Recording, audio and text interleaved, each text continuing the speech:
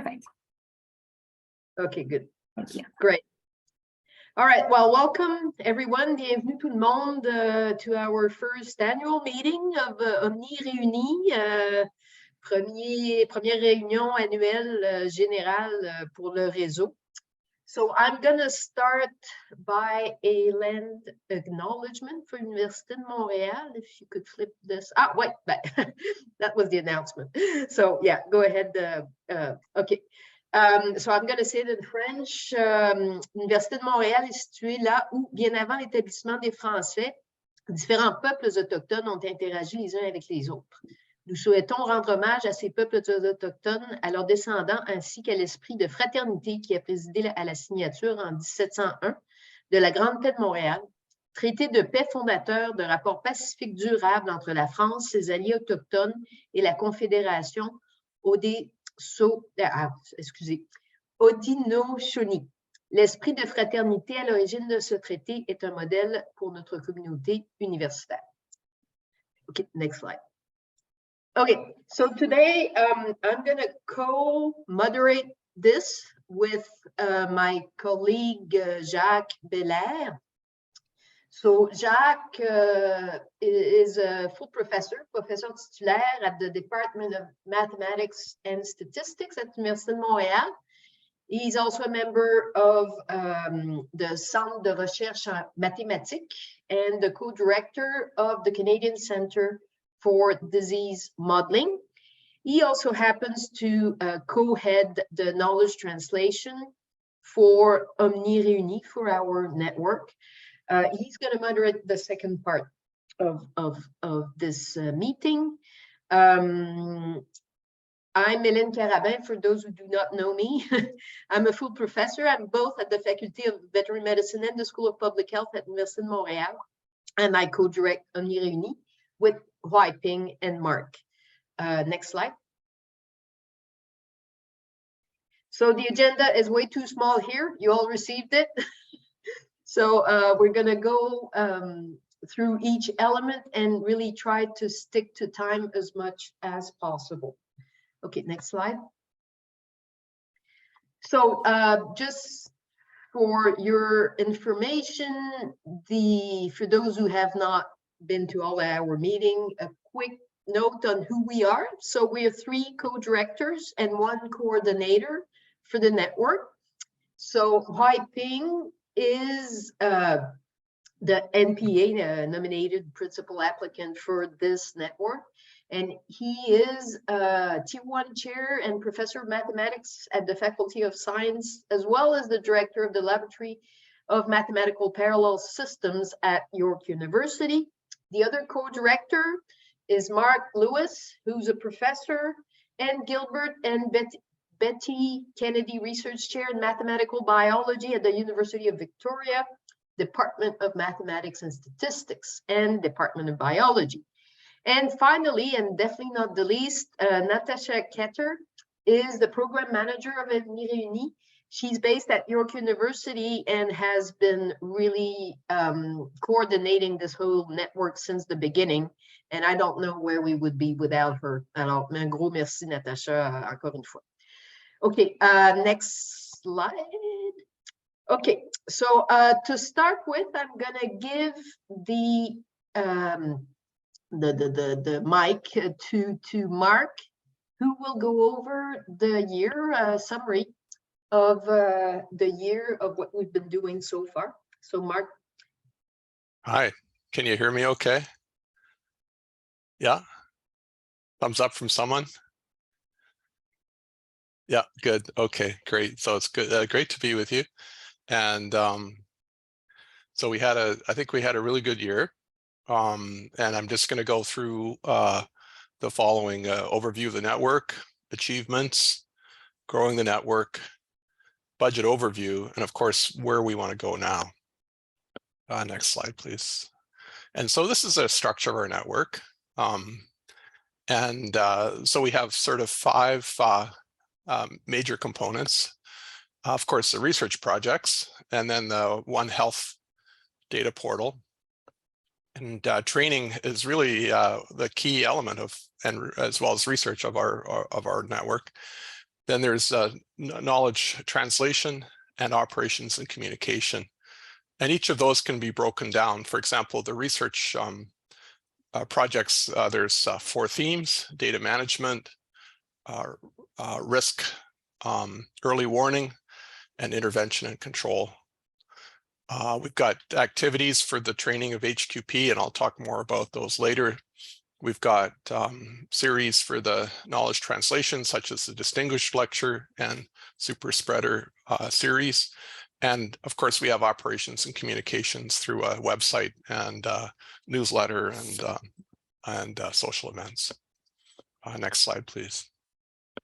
Yeah, so thanks to all the contributors' hard work, the NSERC PHAC grant has been approved to extend until March 31, 2024, which of course, if you're an investigator, that's nice. You have a little more time to have your HQP and spend the money. To date, with network activities and contributions, we've had over 500 points of collaboration, knowledge sharing events, got standing monthly and biweekly and ad hoc meetings, so it's a busy time. And we also meet with 4 other networks in the EIDM consortium, so we're in close communication. So far, we have over 80 publications from the co-applicants in the network, including manuscripts and journal publications, conference submissions, and over 30 invited talks and presentations. And we just expect that to grow because a lot of our HQP are relatively new, and we're expecting as we come up for the next year, that'll even increase more. We had a summer healthathon. That was a 10-week program with 29 trainees across 5 networks in the EIDM network. And their acronyms, which you probably are familiar with, are, of course, we're OMNI-RÉUNIS, CANMOD, MFPH, OSN, which is the One Society Network, and SMMEID, which is a statistical network. And so these work in a collaborative national setting and with the healthathon with trainees and researchers across Canada. And their goal was to try to answer real world questions in EIDM, emerging infectious disease modeling, with a One Health focus provided by government and industry. It was a really exciting healthathon, and we'll learn more about it later. We also have number 4 here is a launch of OH modeling for emerging infectious disease. This is One Health modeling. And this is in partnership with the Fields Institute, one of the, they run MFPH. And there's a 2-part online training program course in One Health modeling for emerging infectious disease. And that's running basically now and also in winter 2023. And again, we'll have more on this later, I think, from Jane when we talk about our HQP training update. We have our Super Spreader seminar series. And it was there to encourage HQP, such as postdocs and graduate students, to present their research, promote their ideas, share their experience in a kind of informal environment. And of course, the idea is to establish connections amongst various branches of the network. And this is one of the great strengths of OMNI, is that hopefully we were able to bring people together in new ways and establish new kinds of interactions. And so the goal of this is to be to spread knowledge, scientific knowledge about One Health research framework and showcase the research progress within the scientific community, and to give people experience with giving lectures. So the last thing here is the OMNI Research Lab, which is scheduled to open in pretty soon, spring 2023, at York University, and it can welcome visitors and research scholars and hold knowledge sharing events. And so this is a kind of exciting new development. Yeah, next slides, please. Okay, so we've been busy with growing the network in terms of committees and so forth. And we have 3 new committees. So we have a scientific advisory committee, and this is you can see them in the top right, and very distinguished group of researchers, and hopefully you can read their names. They're from around the world and include a lot of diversity and different perspectives. And their idea is to provide high-level guidance on project themes, research outcomes, and to give us feedback on how we can do things better. And their expertise is very broad in terms of doing things like modeling zoonotic agents, epidemiology, ecology and evolution, public health, and as well as equity, diversity, inclusion, and decolonization. Our EDID, or Equity, Diversity, Inclusivity, and Decolonization Committee, is up shown in the top left, and we're very happy to be working with them. They've taken on the task for a 12-month term from March 2022 to 2023 to provide direction and support, and to act as the main advisory body for OMNI-RÉUNIS, with the aim of strengthening and incorporating equity, diversity, inclusivity, and decolonization. And so our last committee is the HQP Organizing Committee, which is shown in the bottom right, and led by highly qualified personnel. And they're tasked with spearheading the HQP-led lecture series, which is the Super Spreader Seminar Series. Okay, next slide, please.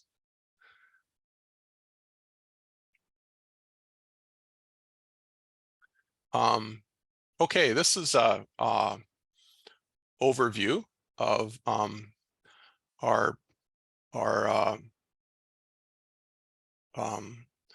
guess yeah, this is our overview of our budget for years 2 and 3, and our research projects successfully support 35 HQP, and where 95% of the research project funds go towards their salaries. And so when you look at the budget of approximately $1.2 million for financial year 2 and 3, the lion's share is the research projects, $729,000. 95% of that goes towards the support of HQP in terms of essentially salary, and then we have the HQP training activities, knowledge translation, and network operations, and we have a contingency fund. And yeah, I think we'll go to the next slide. So where do we want to go? One thing about all these EIDM networks is they're essentially fairly short-lived in terms of their initial funding. And so one major goal is to build a long-lasting and sustainable One Health focused modeling network across Canada and beyond in the longer term. And of course, that means not only building community and connections, but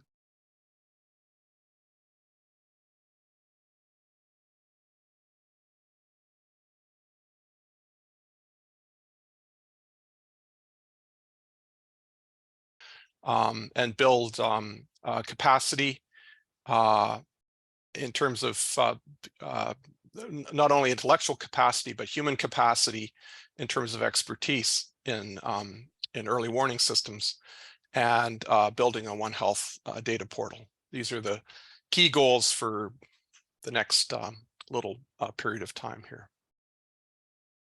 And I think with that, I'll hopefully I was within my time limit here, but I will pass it back to Helene.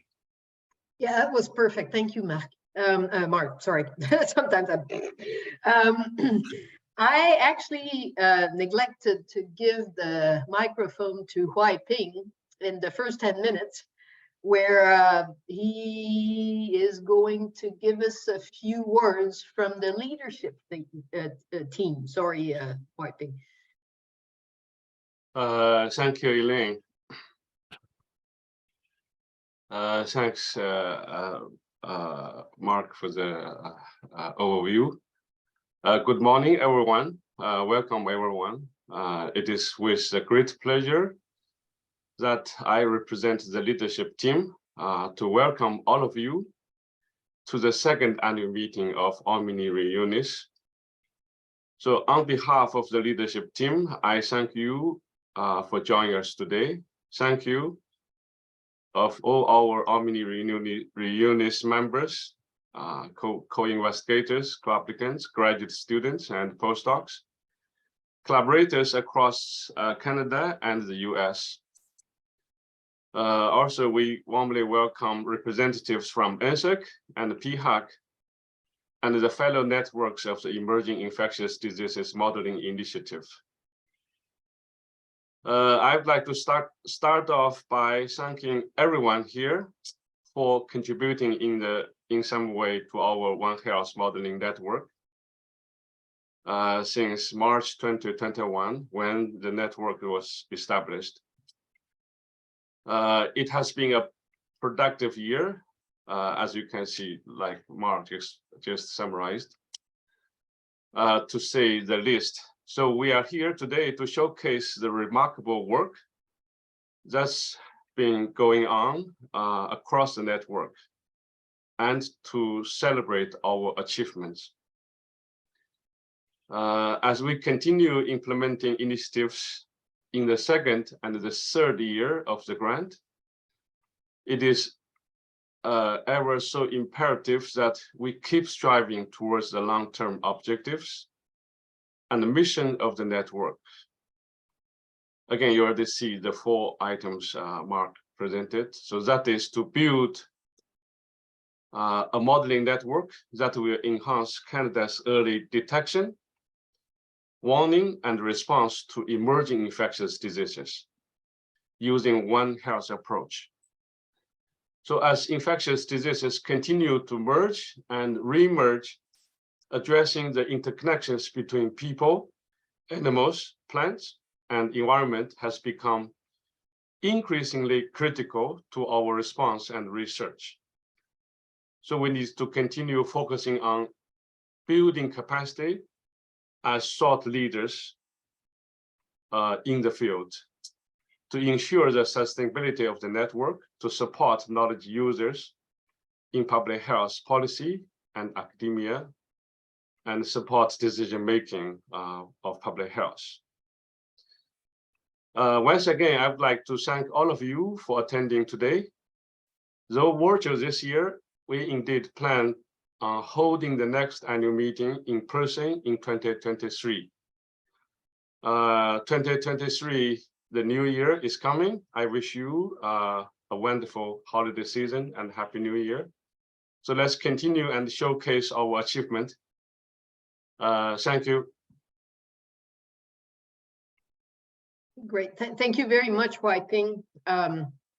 So as we showcase the work that's been done so far with the network, I would like to invite Hannah to give a bit of an overview of what's been going on with our Equity, Diversity, Inclusivity, and Decolonization Committee. She is going to present the objective. Thank you, Hannah. Thank you, Ellen. So I am the current chair of the EDID committee, Equity, Diversity, Inclusivity, and Decolonization. We've been active, I'm going to say for about 6 months, but my concept of time is virtually non-existent sometimes. So we'll go with that. But if you feel that's inaccurate, I will agree with you. I hope I have gotten all the members correct.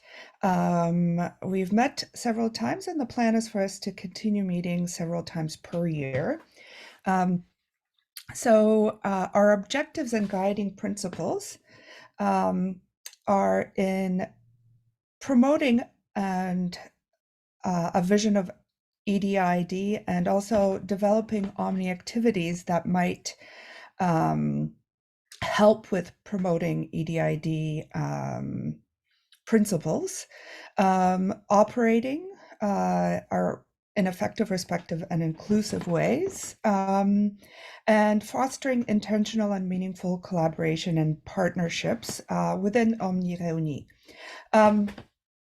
The main things that we have done, sort of visible things, I would say, is we have created a resource, and I will say that I will mention Amy Herford in her help with this resource.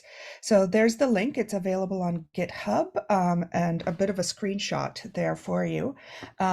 Natasha will be, or perhaps has already, linked this on the OMNI-RÉUNIS website, and the GitHub resource sort of contains a summary of all the various things that we have found that may be useful. So there's a section on training. There's a variety of training activities out there. And there's a section on events, and every time there's an event coming up, I think most often the ones we've had were through CANSI, but that I've come across, but that doesn't mean that we haven't missed any. So we post them on here, but we also try and announce them to the community.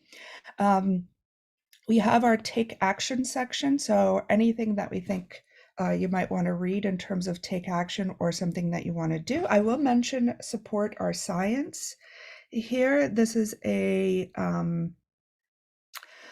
letter of that you may sign if you wish to support increasing NSERC graduate student and postdoctoral fellowship awards, which have not changed in amount in the last 20 years.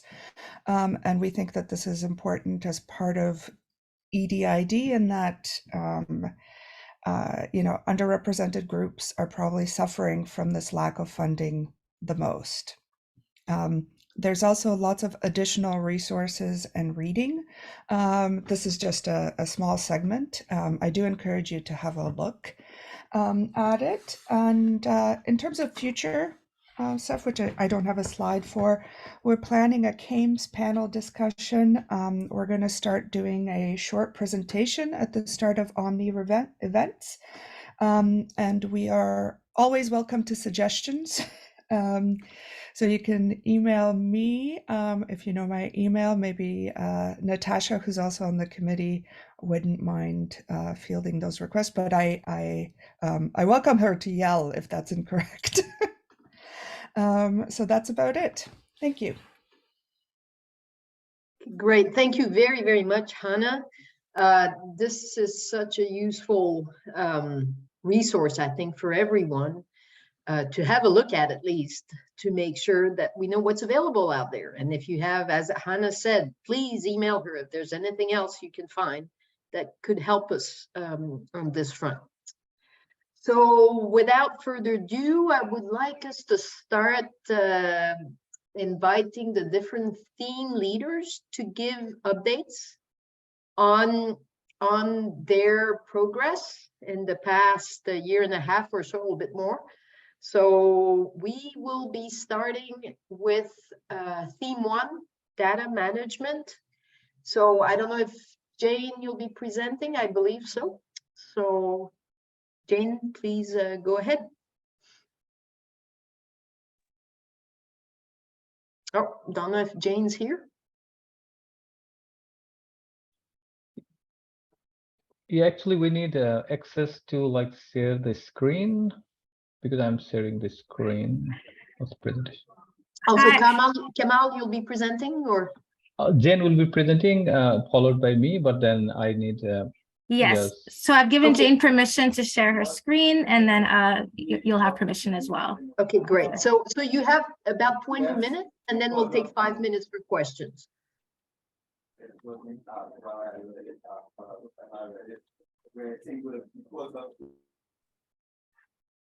we go. Sorry, my computer was frozen. Now I'm here. But Kamal is going to share the slides that I'm going to be speaking to, so we don't have to transition there. So yeah, Natasha, if you could please give me the permission, I can do that. Perfect. Just gave you permission.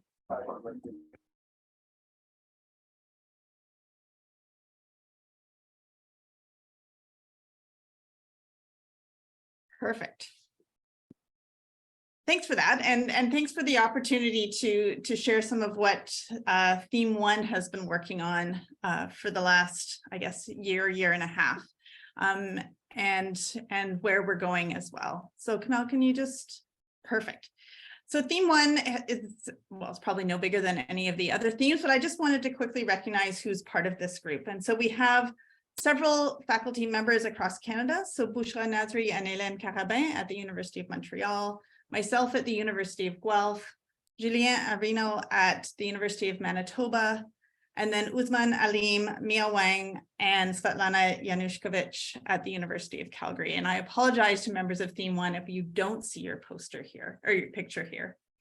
But we are supported by a great team of HQP, including Hamza Ibrahim and Kamal Acharaya at the University of Montreal, as well as Marine Hubert. Joanna Romero, based at the University of Manitoba, and then Philip Seinkovitz and Heisen Hornbeck at the University of Calgary. And so this is where we started initially in the proposal in terms of Theme 1 goals, and I think they all still very much stand. But we've shifted things a little bit in terms of organization, and really with that idea of that data portal that Mark mentioned in mind. And what is that data portal going to be? What are our goals with that? And so we have a variety of activities that are looking at reviewing the literature for what models are available, the parameters that are used in those models, and what data sources they had. We're trying to create an inventory of data sources using those scoping reviews, but also a survey that several of you completed, thank you, earlier this fall.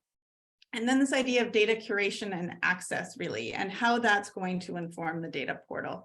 And so we've been having several conversations. Our team meets monthly about the role of the data portal in terms of inventorying data, providing access to data, and then sort of providing also a dashboard, a layer on top that can summarize some of the available information. So those are the pieces that we've been working on mainly, but we have a bunch of activities primarily led by the team at the University of Calgary on the integration of data science, how to evaluate and improve data validity, and then assess the credibility of various data sources as well. And I think, Kamal, you can, and this is just more of a summary slide, so that data portal very much is front and center for us. It's taken us a bit of time to get that going. But we have several activities that we have now completed, are ongoing, or are planned for 2023 to support the development of that data portal. And with that, I'll turn it over to Kamal to summarize a lot of the activities that we have been part of or had going on as part of Theme 1. And then Philip is going to end the Theme 1 presentation with an update from his work at the University of Calgary. So Kamal, I'll turn it over to you. Thank you, Zen. Hello, everyone. Yeah, thank you for giving us time to share some of the work that we have been doing since this past 1 year. So as you can see, there are like various components within our theme that we have been working. So I will briefly highlight some of the things that we have achieved and the way forward with those activities.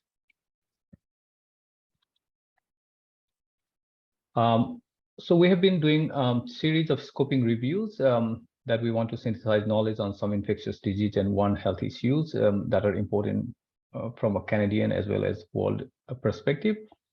So we have focusing on 3 big issues. For example, Joanna is heading dengue, chikungunya, and Zika scoping review. myself, I'm doing the antimicrobial resistance scoping review, and Marine, she's doing the one on rodent-borne zoonosis. So with Joanna's work on dengue, chikungunya, and Zika, so she has already submitted the protocol for publication. It is under review, and she has finished the initial title and abstract screening, full text review, and data extraction of the most of the papers.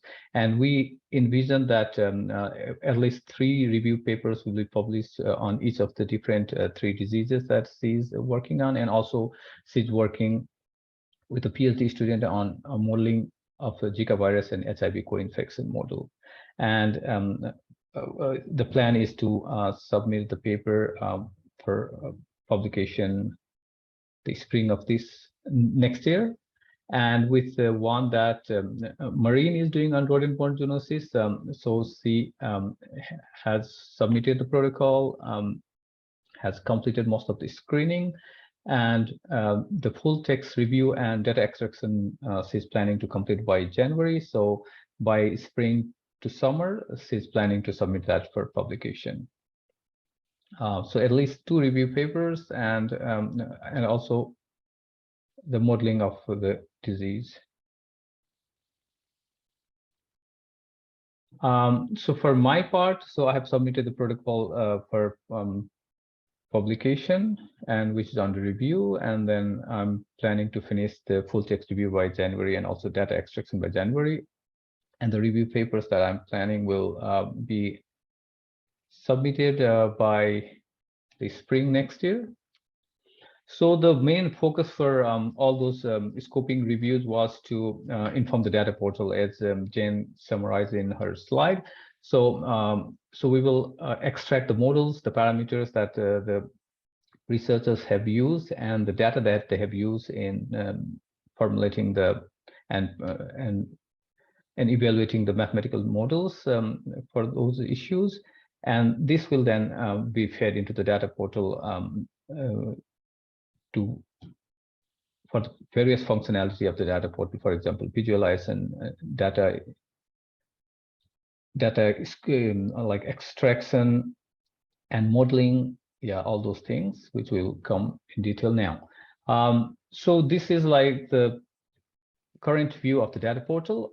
Hamza is spearheading this part of the work, and here you can see how the visualization for a monkeypox data set has been done. So for this, we have collaborated with researchers from Team 3, who have done the scoping review on monkeypox models. And then we identified the data sources and extracted those data, and then have implemented those data into this data portal. And so one of the feature is the ability to search the data set that has been uploaded into the data portal. So different tag has been provided to the data so that people can find them easily. Right now we have most of the data from monkeypox that came from that scoping review, and few from COVID-19. So another feature with the data set within the data portal is we can see the list of the data that we have, and also we can have like additional information on those data, so that the researchers can then figure out themselves if, how they want to use it, or if they have to take extra permission from the owners of those data sets. And also there is this feature to visualize the data in tabular form and also in figures. And finally, the long-term plan for the data portal development is to implement features that can let the users to do modeling and simulate apart from the dashboard and data cataloging part of the data portal. And while we were developing the data portal, we also conducted a survey among OMNI-RÉUNIS researchers in order to identify the major data access and use issues with them. So what we found from that survey, thank you for those who were able to respond to those surveys. And also thank you to Natasha for sending them around. So the base digital that our OMNI-RÉUNIS researchers are working seem to be SARS coronavirus 2, Mpox, and AMR or seasonal flu, and Zika in the third place. Likewise, regarding the approach, most of the approach being used were mathematical modeling approaches. And then with the data types, human epidemiological data followed by environmental data. These are like major data types that people have been using. And the issues that people have identified while accessing and using those data is time, in terms of time consumingness, right? From processing and cleaning up data to also to find out where the data are and how to access them. And also people have identified that a lot of time takes requiring the request and approval of the data that is with other people's. So the finding of this survey has been fed into the data portal in terms of what people's needs are regarding the data access and use. And also we wanted to further dig deep into this issue and try to understand more into this aspect. So we are trying to do some further studies on this. So we have planned for this study to understand more regarding this data access and use issues. For this, we are planning to do a focus group discussion.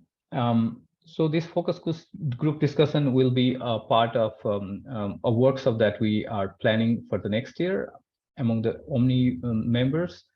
So with this online mode, we are thinking about the online mode of a half-day workshop, 2 workshops where we were a part of. It will be like the focus group, and another part will be the discussion among the subject matter specialists and the members in top of like in a format of panel discussion.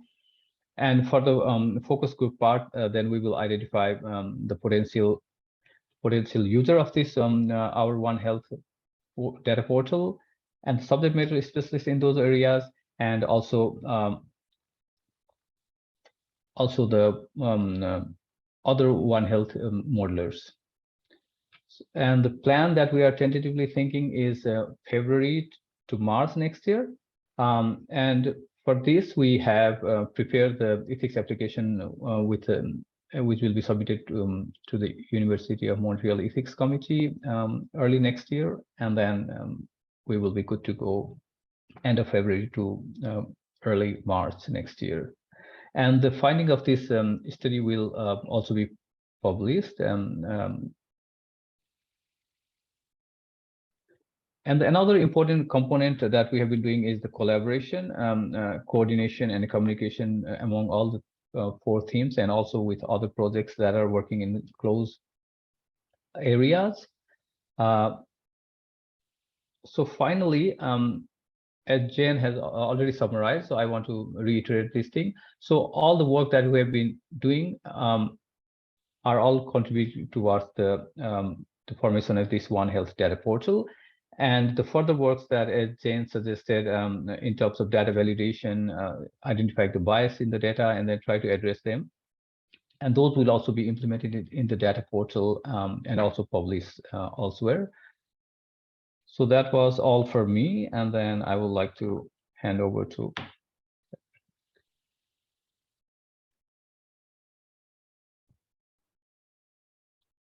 Perfect. Thanks, Kamal. I think it's over to Philip then. Okay. Could I get screen sharing permissions, please?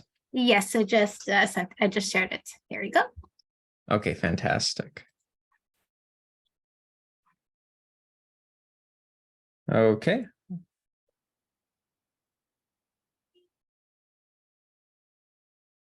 So my name is Philip Chinkevich. I'm a PhD student under Dr. Svetlana Yanushkevich's supervision, and we work with the Biometric Technologies Lab.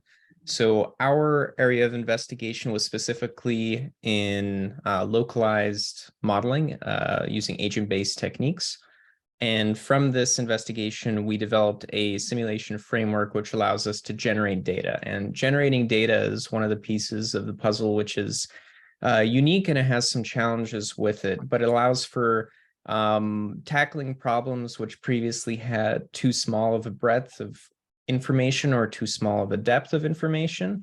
And it opens a lot of possibilities in that direction. So we have published one paper titled Agent-Based Epidemiological Modeling of COVID-19 in Localized Environments in Computers in Biology and Medicine. And in this paper, we outline our simulation framework and how it can be used for various applications. And the main draw to modeling localized environments is the ability to tackle applications which may or may not receive enough attention. Like examples of applications which receive a lot of attention are long-term care facilities, university campuses. In the sort of more private side, there's also applications in isolated areas such as cruise ships and military bases. And all of these localized environments provide unique challenges. So our goal was to develop a very generalizable modeling framework to allow for transferability to any arbitrary environment so that it can have the highest potential positive impact when it comes to providing insights, information, and downstream decision support. So along with this, we're currently working on the combination of our simulation and simulated data with decision support. And we want to develop a Bayesian network decision support system, which analyzes the excess risk of infection specifically for COVID-19, but generalizable to other airborne transmitted diseases.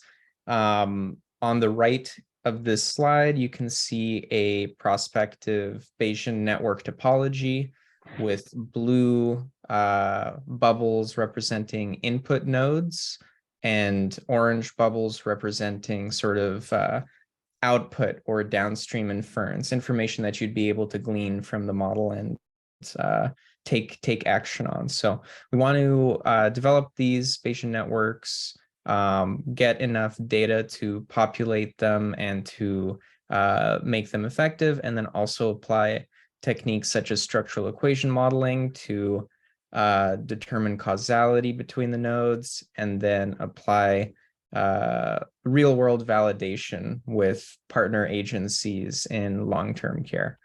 So that's a summary of the work that we've been doing. It is related to the theme one of data in that we are generating data, but it's a bit different of a direction, which is why we felt that we should give a short summary of what we've been doing.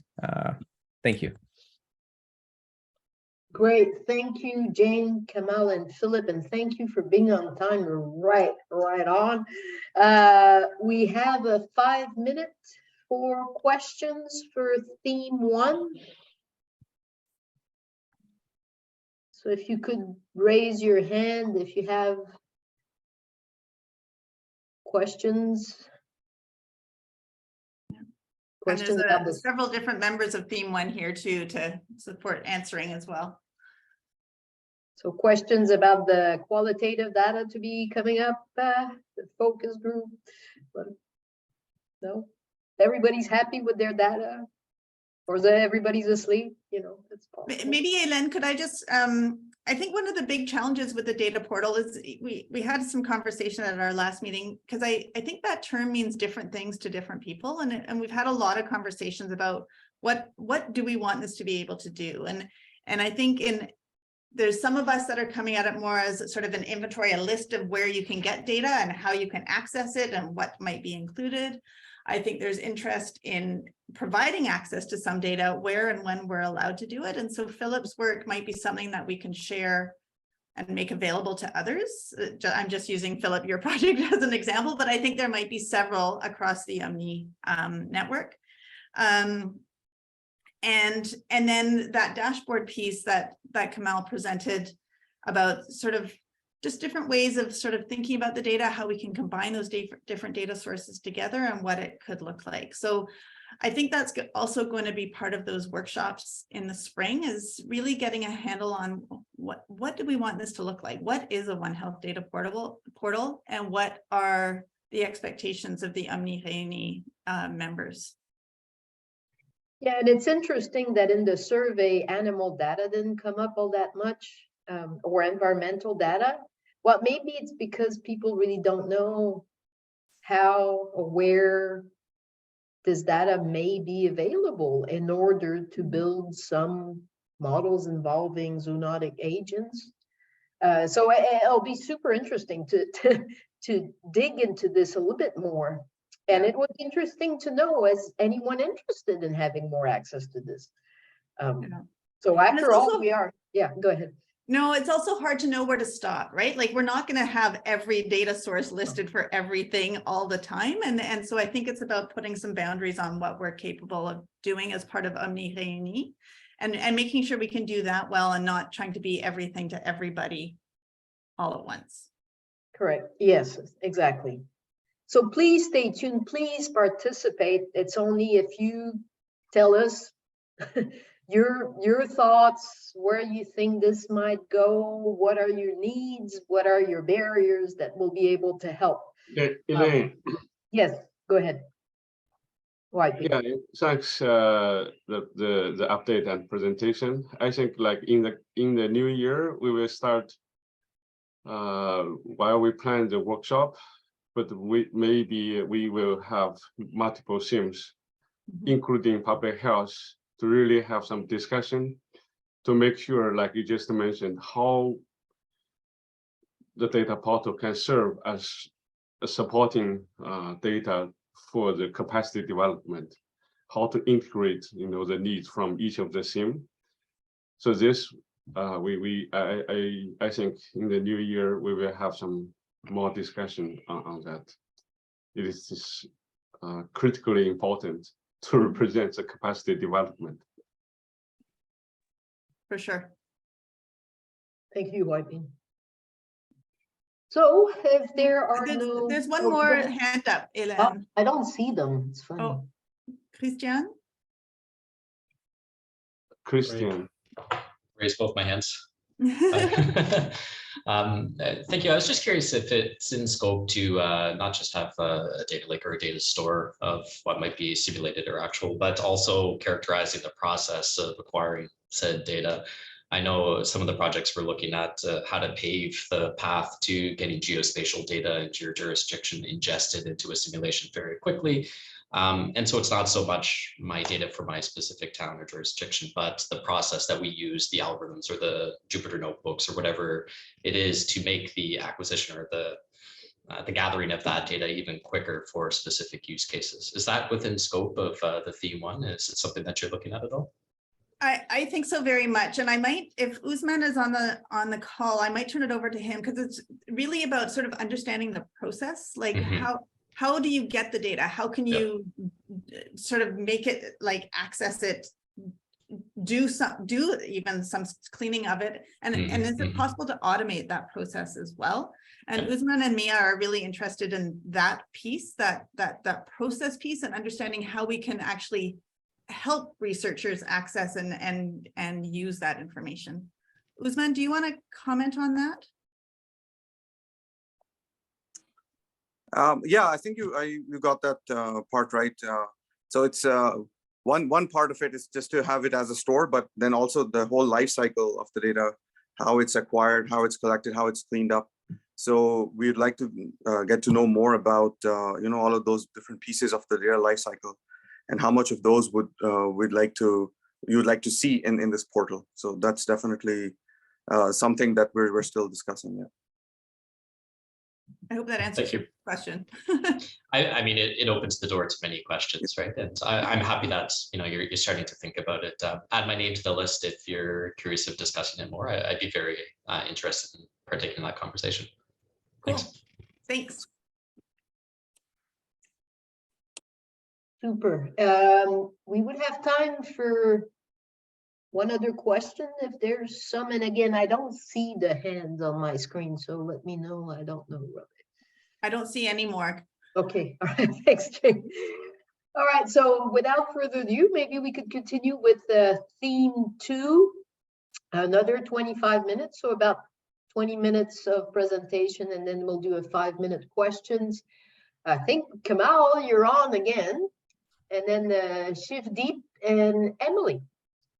Maybe I'll just start out, Hélène, just a 1 minute sort of placeholder overview, and then we'll get started.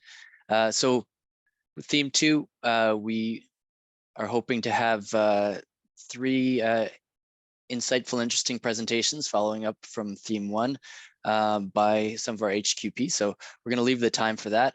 I need the screen sharing enabled, please. I just wanted to situate everybody so that this all made sense. Let me try. Sorry, someone needs to enable screen It should work now. Thank you. No.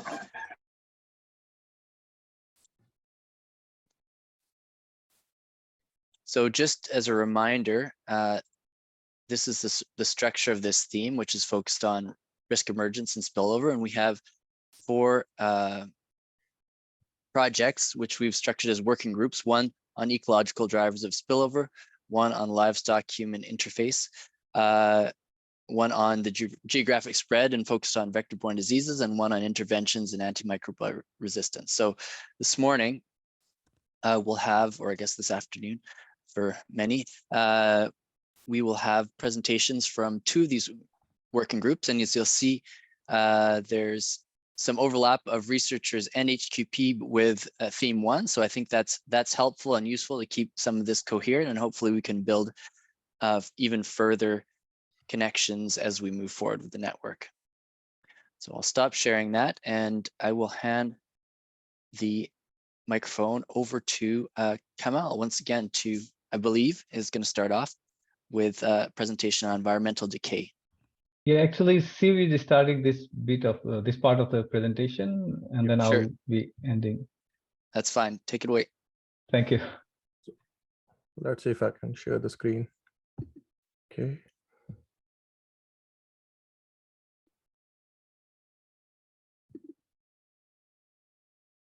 Awesome.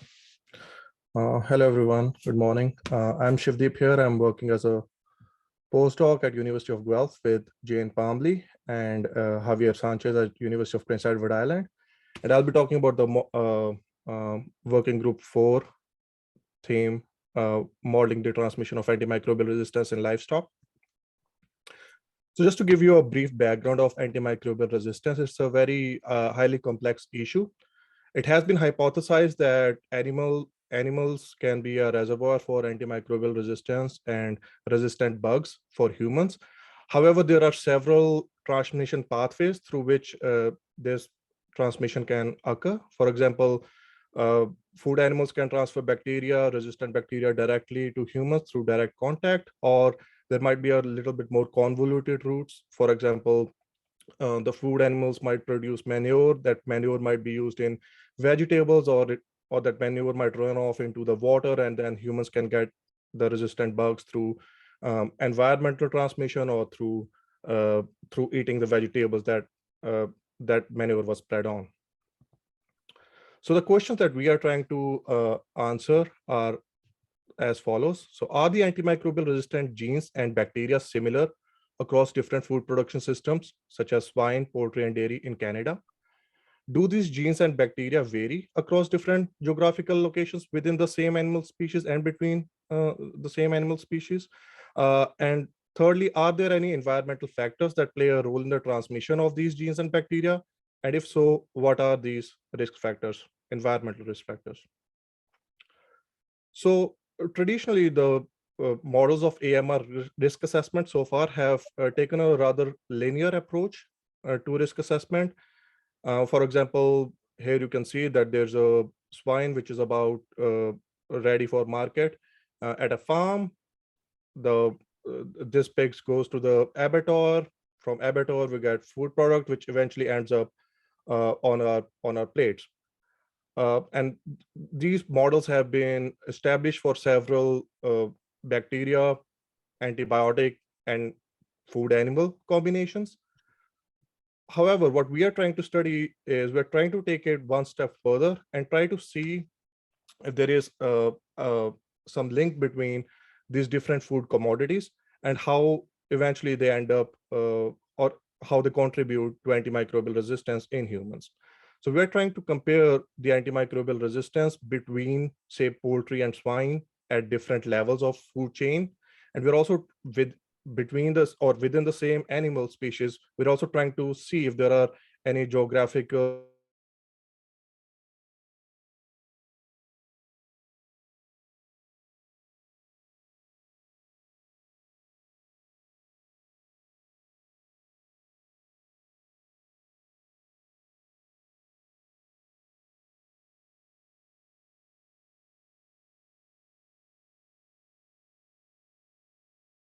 accumulated as part of different surveillance programs. So we are using data that has been generated by CPARS, for example. So CPARS is the Canadian Integrated Program for Antimicrobial Resistance. And the focus of this project is to study the trends of antimicrobial resistance and antimicrobial use in both animals and humans over the years. The second is FoodNet Canada, and their focus is more on the enteric diseases. The third is GRDI, that's the Genomics Research and Development Initiative. So these are different researchers at different federal agencies, including Public Health Agency of Canada, and their focus is to study antimicrobial resistance, its transmission,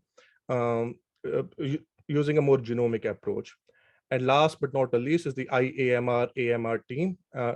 This again is a consortium of both academic researchers and researchers working at federal health agencies to study to take an integrated approach to study the occurrence of antimicrobial resistance across the food chain. And all of these different programs, they do fall under the umbrella of Public Health Agency of Canada. So I have been more focused lately on evaluating the phenotypic data that has been generated by CPARS and FoodNet over the last decade. And we can see here that there have been a lot of changes in tetracycline resistance in swine E. coli. So if you look at the panel on your left-hand side, I'm projecting changes in tetracycline resistance in swine E. coli over the time. And there are two things that really stand out. One is that if you look at the red line, there has been a decrease in tetracycline resistance over time in swine E. coli. But you can also appreciate that there's a regional pattern to it. For example, the E. coli isolated from swine in prairies, the level of tetracycline resistance is less. Whereas if you look at E. coli isolated from Quebec and Ontario, the resistance levels are higher. And you can see something similar happening in the sulfonamide resistance in the right-hand side panel here. So in the red, you can see the antimicrobial resistance prevalence over the last decade at a national level. But you can see that the prevalence of sulfonamide resistance in swine E. coli is way higher in Quebec as compared to those isolated from prairies.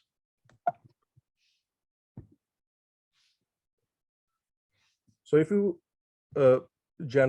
if you focus on looking at antimicrobial resistance as a whole rather than looking at individual resistances, and if you plot a network, you can also appreciate that there has been changes in the density of the networks over the time. For example, on your right-hand panel, I created a network of partial correlations in swine E. coli. And as you can see that if you compare the network from 2009 to the network that was generated from 2018 to 21, there has been an increase in the network, in the density of the network, as well as the connectivity of the network, which might be an indicator of either an increase or decrease in co-resistance in swine E. coli, but at least it gives you an indication that there's something much broader happening at a multi-drug resistance level based on the phenotypic data.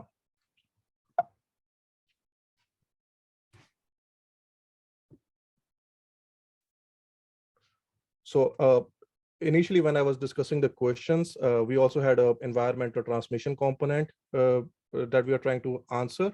And this is basically the work of Manuel Perez Maldonado. He's a PhD student at University of Guelph.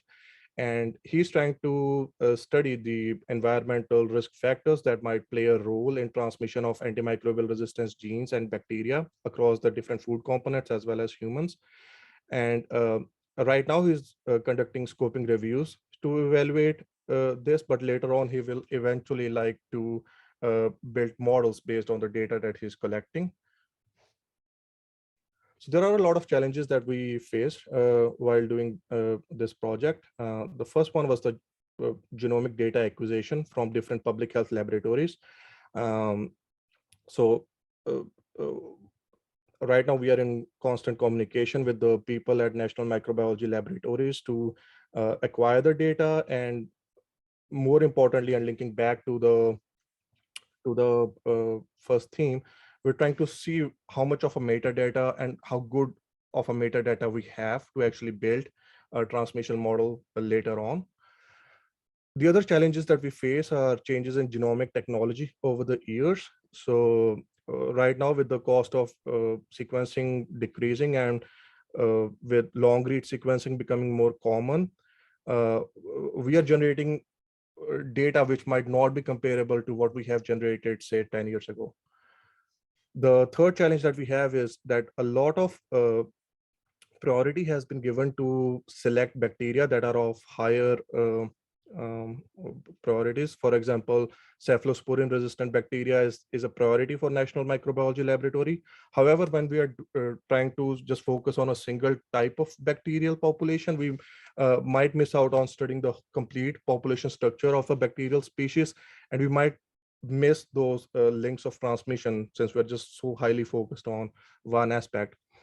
And the fourth challenge is, of course, the temporal changes, like I have shown you in the previous slides, that the data from 2010, if we build a model based on that, that might not actually be even comparable to what we have, both at a phenotypic and a genotypic level. So at this point, I'm going to pass the mic to Kamal, and thank you so much. Thank you, Shiv.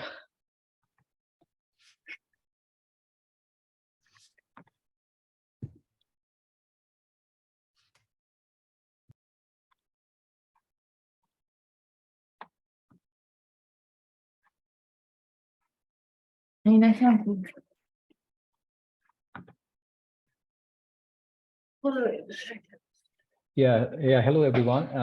This is me again.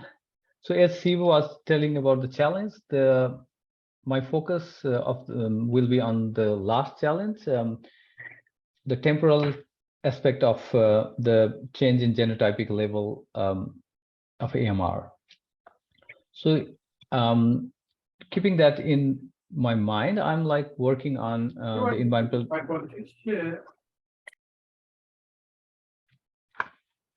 Can you hear me? Yeah, we can hear you. Yes, thank you. So yeah, my focus will be to try to understand more on the environmental decay of antimicrobial resistance genes, to collect the evidence and try to understand, to use that information to try to understand more about the temporal distribution of antimicrobial resistance. The good news is antimicrobial resistance genes has been shown to decay over time. Just a brief summary of what showing the picture of antimicrobial resistance. The anthropogenic use of antimicrobials leads to two big events. One is the selection of antimicrobial resistance genes, and another is the residue of antimicrobial agents or their active metabolites, which enter into the environmental interface, different component: air, soil, water, sewage, and sludge, where there are two steps of amplification. The first amplification is due to the antimicrobial resistance gene that enter those interfaces and then transmit the resistance genes horizontally or vertically to other species. And with the secondary amplification, because of that residue of antimicrobial agents or their active metabolites, there is a selection of antimicrobial resistance genes, and then they amplify again. However, the good news is those antimicrobial genes that reach the environment decay over time due to the natural process, because we know that antimicrobial resistance genes have comparative advantage in a situation where there is the pressure of antimicrobials in their environment. But when it is lifted, in most of the instances, those resistance genes are of no further use to the bacteria, and then they have to compromise with other functionalities of the bacteria. And then other researchers have also tried to see and seek ways where those decay of antimicrobial resistance genes can be accelerated artificially. So now I want to try to parameterize those decay processes in my project. And then I will use those to model using mathematical modeling approaches to understand the fate of AMR genes within the individual and also the environment. So the first step is to quantify the AMR gene decay process. For this, I have started synthesizing data from quick literature scan and also from the scoping review that I have conducted in Team 1. So those parameters values that I identified from those papers will then be synthesized, and then also I will try to identify the different variables that lead to the change in those AMR gene decay. So once I am happy with those parameters and those variables, then I will identify a mathematical model which will be an adaptation of a simple SIR model. So I'll take into account the process that is happening within the host and also that is happening around their environment. And then finally, those models will be tested using experimental data within a farm context. So some of the findings that I have encountered till time is the rate of decay seems to depend on a lot of factors. The first being the type of gene, because gene and the location of the gene within the chromosome of the bacteria will then determine how widely the gene will be transmitted or shared with other species of bacteria, and which will determine the rate of decay or the persistence of the genes in the environment. And another thing is the host, because the different animals are raised in different models. Some of them are short-lived within a farm, and there is, and for some they live for longer time. So the dynamics of the rate of decay of antimicrobials will vary quietly for those species. And another important thing is the matrix in which those antimicrobial resistant gene and those the bacteria harboring them stay. For example, within the soil, also different types of soil components, particle size, mineral composition, availability of nutrients, those all things have shown to drastically influence the rate of decay of the antimicrobial genes within those matrices. And also, as we are aware, several types of bacteria have different type of needs regarding air for their metabolism. So air is has been shown to be one of another influencer on the rate of decay. It again depends on the type of antimicrobial resistance genes and the bacteria that share the same genes. And finally, another important finding, as we can assume, is the presence of antimicrobials in the matrix, and the rate of decay of that antimicrobials within that matrix also significantly influence the rate of decay of antimicrobial resistance genes.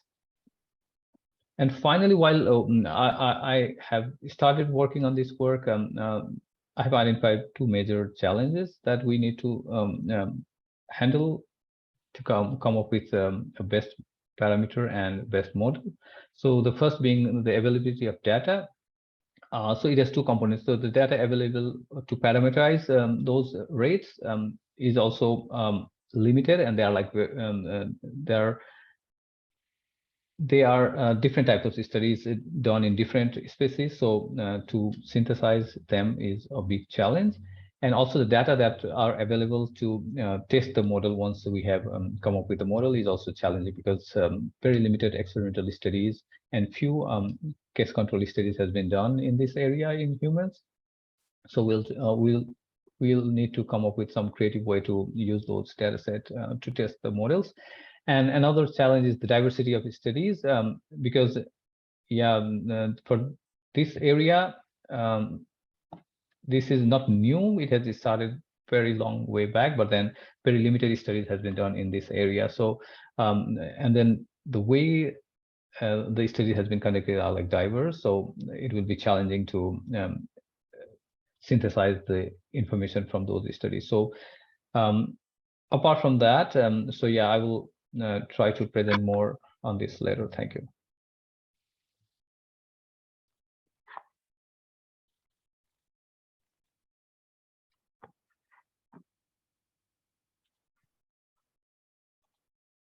Yeah, that was all from me. Thank you. Thank you, Kemal. I believe that Emily is next. We have until 12:20 for theme 2, just to be aware. I don't want to rush you, Emily, but just be aware of time, please. I was worried it was only 2 minutes. Okay. Okay, all right. I'll go really fast. Okay, so I can share my screen. Perfect. So let's see if I can do this. Share the screen 1. And okay, is that showing up okay for everyone? Yeah? Yes. You can all hear me okay? Okay, great. So thank you for tuning in.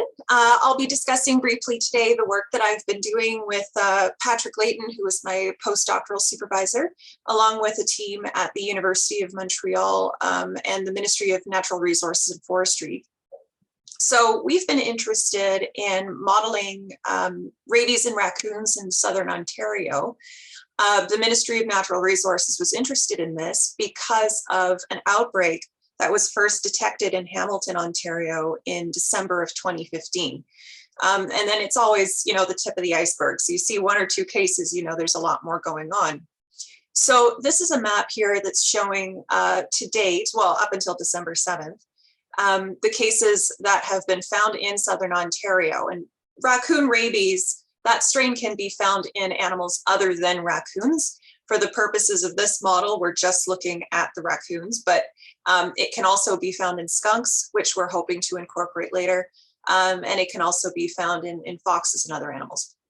So here you can kind of see the geographical distribution. The type of work that I do is mainly GIS work. We're doing geospatial analyses. So I like to first see the picture of this. So we've got the green, which is showing the negative cases. We've got the purples and the grays, which are the positives. And the grays are the older cases, older than 2 years. And then the more recent ones are appearing and are still consistently showing up in the Niagara region. So there's a lot of questions around this, around why that is, and how control interventions have hopefully improved the situation compared to not using control measures at all. Where would it have gone? So the Ministry of Natural Resources approached us and said, can we do some modeling for this? And so what we did was we created different scenarios and we asked questions like, okay, how did case numbers of raccoon rabies change if we use control interventions all the way to 2025 or possibly beyond? In scenario 2 is, okay, what if we stopped using controls in 2020? Where would the disease go? And then in scenario 3, which is kind of like the control scenario, is okay, what if we just didn't use controls at all? So how bad would it get? Would it die out on its own?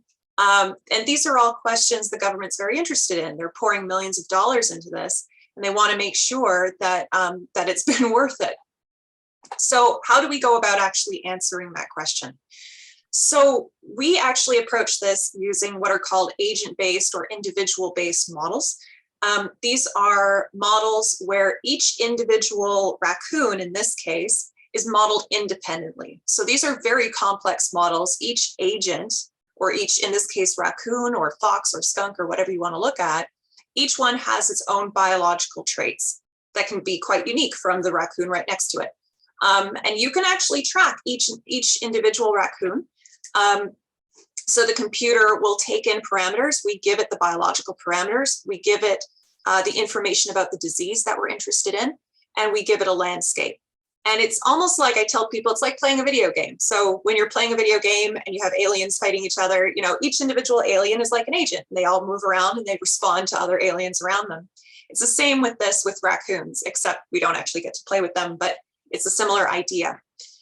So SAMPy is a library in Python. It was created by Dr. Francois Viard in Patrick's lab, who's also a postdoc there, to speed up and adapt the Ontario rabies model. So actually SAMPy has gone beyond that. It can now be applied to a lot of different diseases, but for the purposes of this project, it was originally used to speed up that Ontario rabies model. And the ORM has been used quite a bit in the past for similar purposes, for mapping raccoons and understanding their biology and their responses to rabies.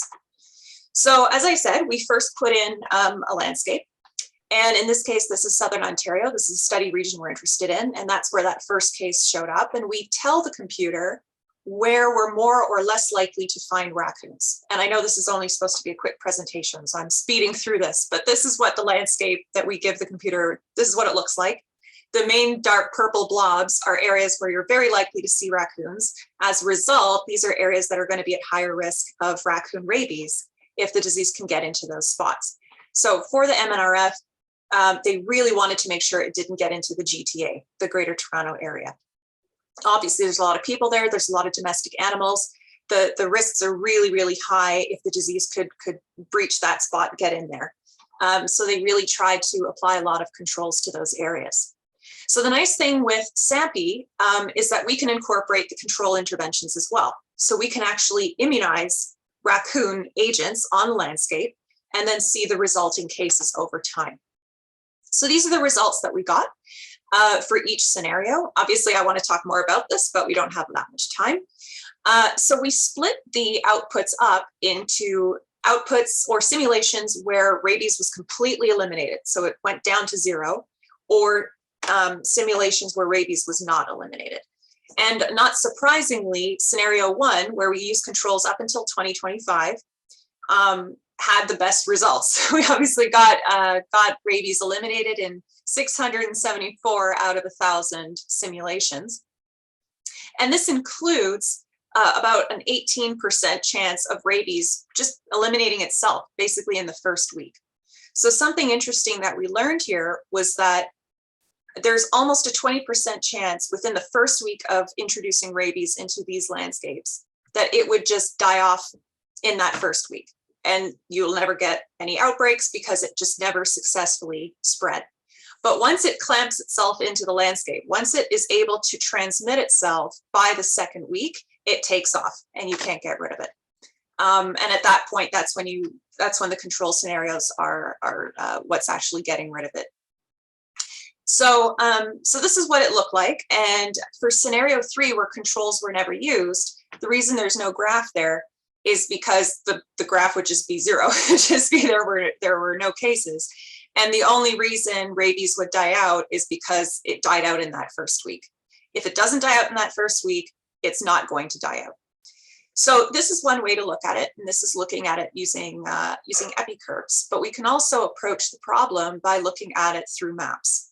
And this is where it gets more fun, at least for me. So scenario 1 and 2, where you use controls either till 2025 or 2020, they look about the same. The rabies is eliminated. So it stays within the areas where controls are being applied.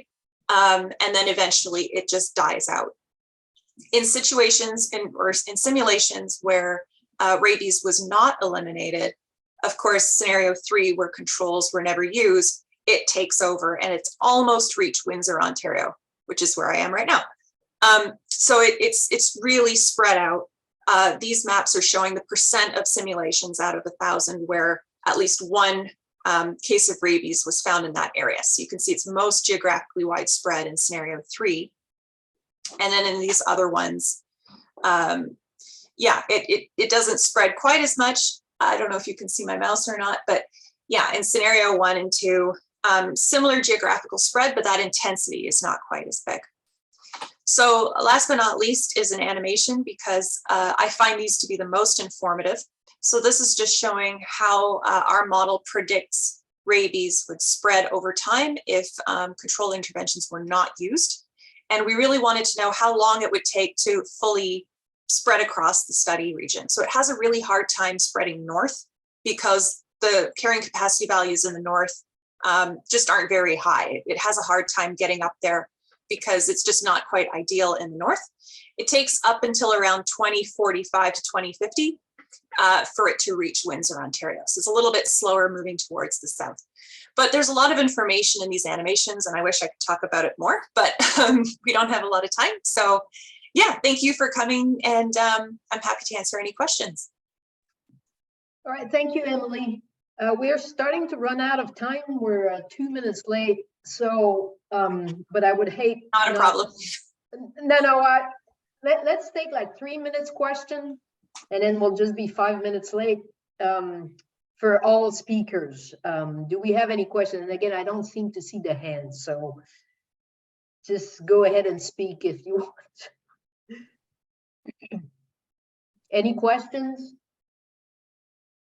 Okay, well, I'll have one for Kamal and also Shivdeep is so we know AMR, we know that antimicrobials are everywhere in the society, in the communities. It's in soap, it's in dishwashing soap, it's all over the place. It's very much used in human medicine, and then a lot of people also just throw out their old antibiotics in the toilet, which then would end up in wastewater. Is that something you're also looking at, and not only the animal source of antibiotic use? I was just curious about this. Yeah, for me, my idea is to like, synthesize both those processes that are happening. So when I'm doing the focusing on the environmental, for example, soil, then yeah, it will. So some of the works that I have come across is like the one that has been experimentally done, but then for the observational type of studies, then yeah, the contribution is from even animal and human equally, not quantified, but then they contribute to the resistome within the environment, Right. like in their own rate. It was super interesting. Thank you very much. And I think Manuel Perez, our PhD student, is actually, he will be interested in looking into that. Yeah. Okay, great, super. Yeah, so it's the whole picture, right? Okay, without further ado, due to the time restraint, let's go to theme 3. So we have Rena, Manos, and Piyush. I hope I'm saying this right. So I don't know who's gonna start, but please, theme 3, you've got the floor.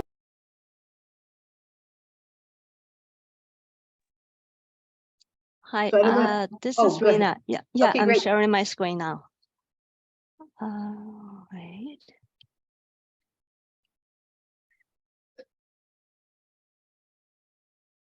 All right, so can everyone see my screen? Yes. Awesome, thank you. Oops, just bear with me.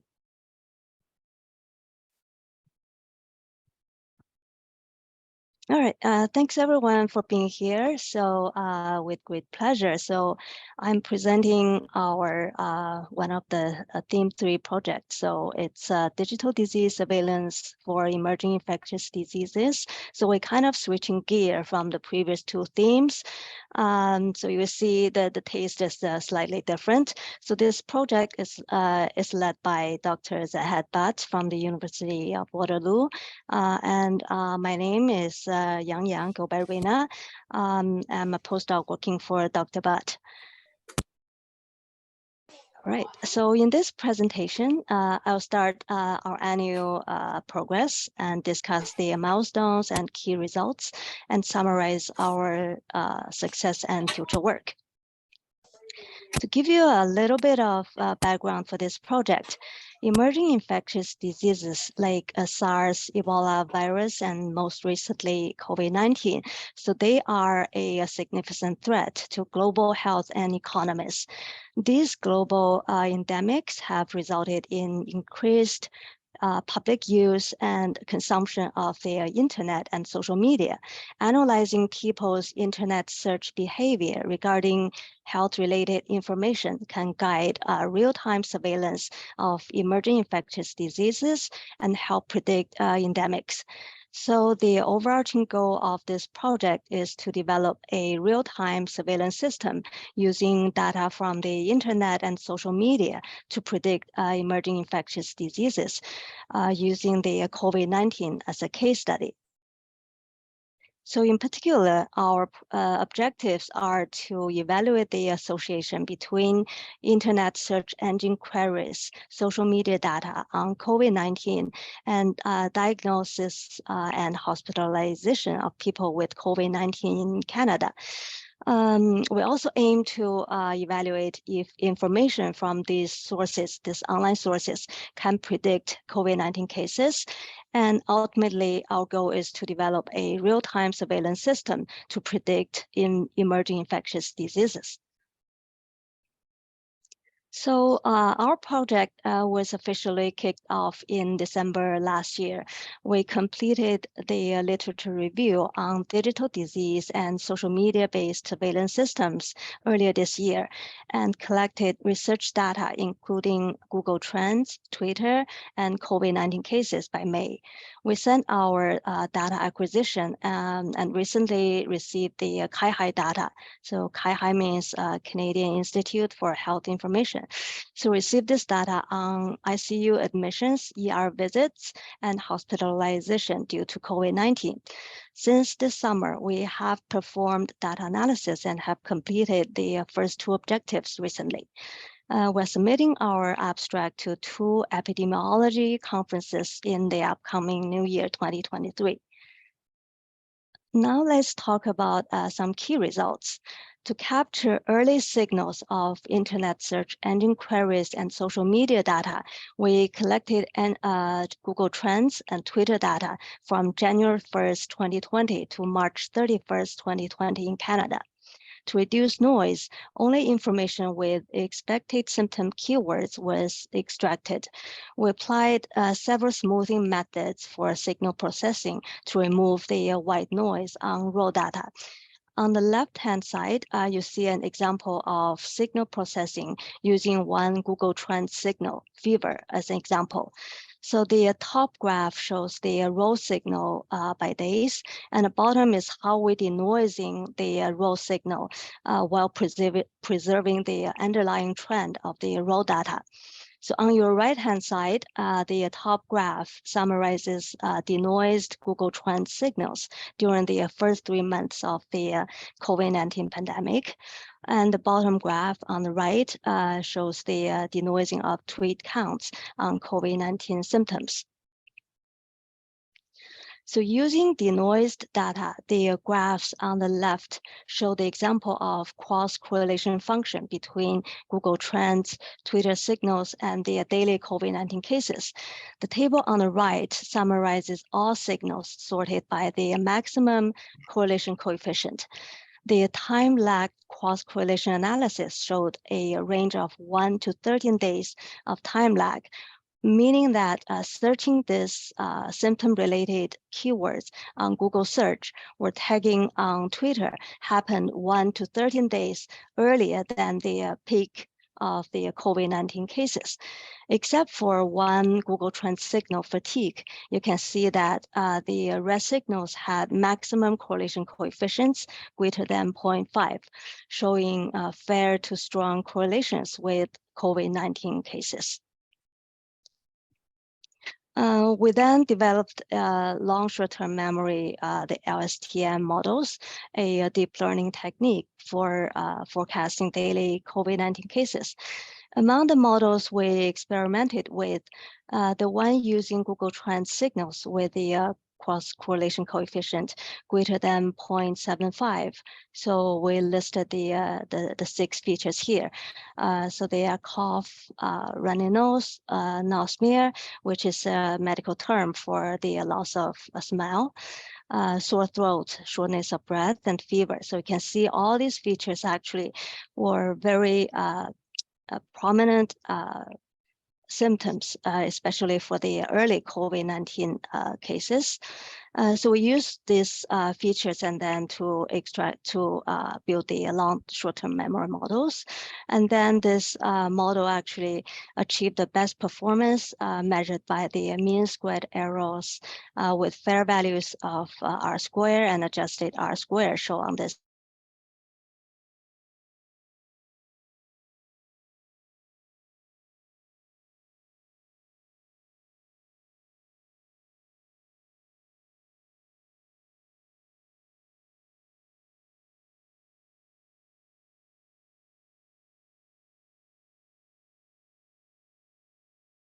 Submitted to a scientific journal very soon.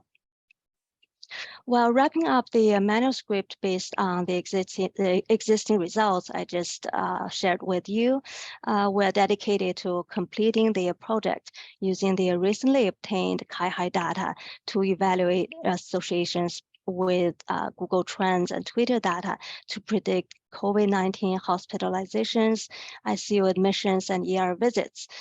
We hope to present our work at the SER and the CSEB 2023 conferences. So that concludes my presentation. Thank you all for your time and attention.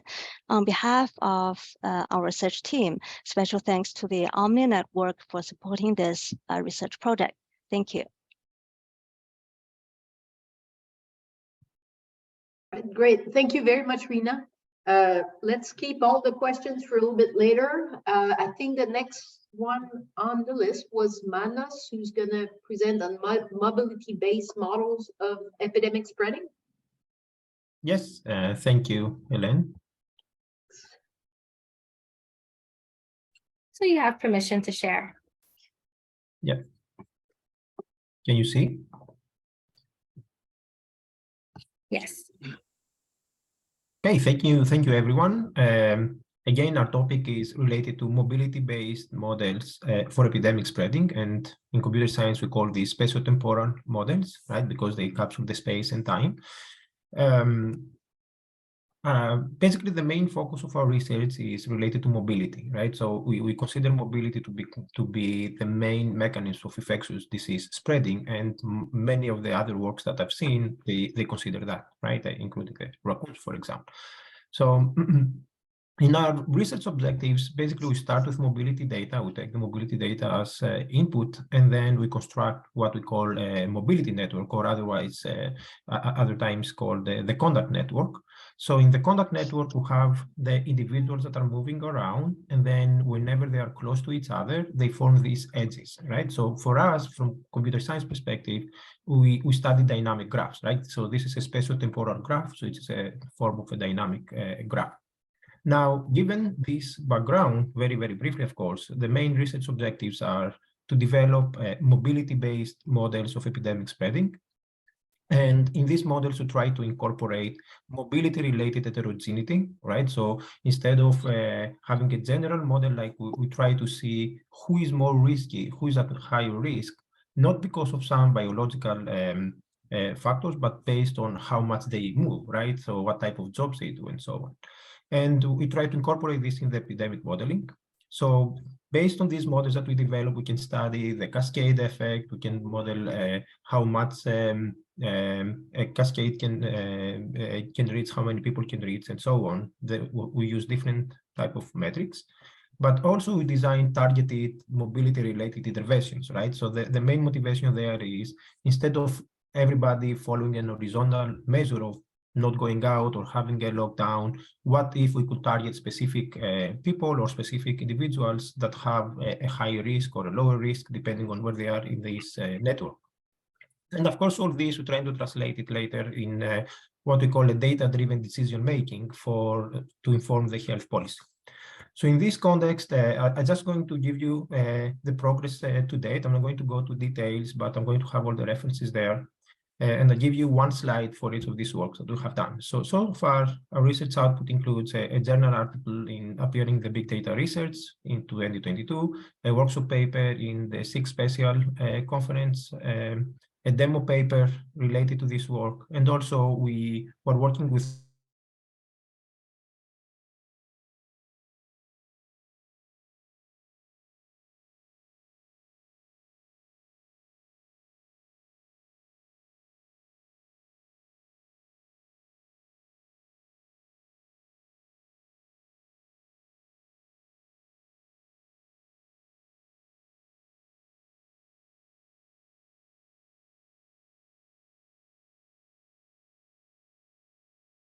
but there were a few more people working on this project. I'm going to give credits later.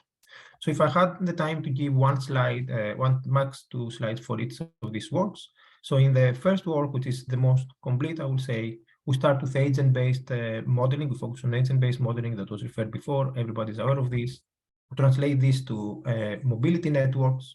Okay? And then we define different versions of what infection risk means, like how people, based on their mobility, can be more risky or less risky.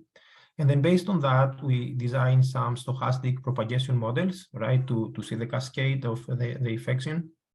And after we have this, we focus on many different targeted intervention policies. So here I'm just giving you a very small snapshot.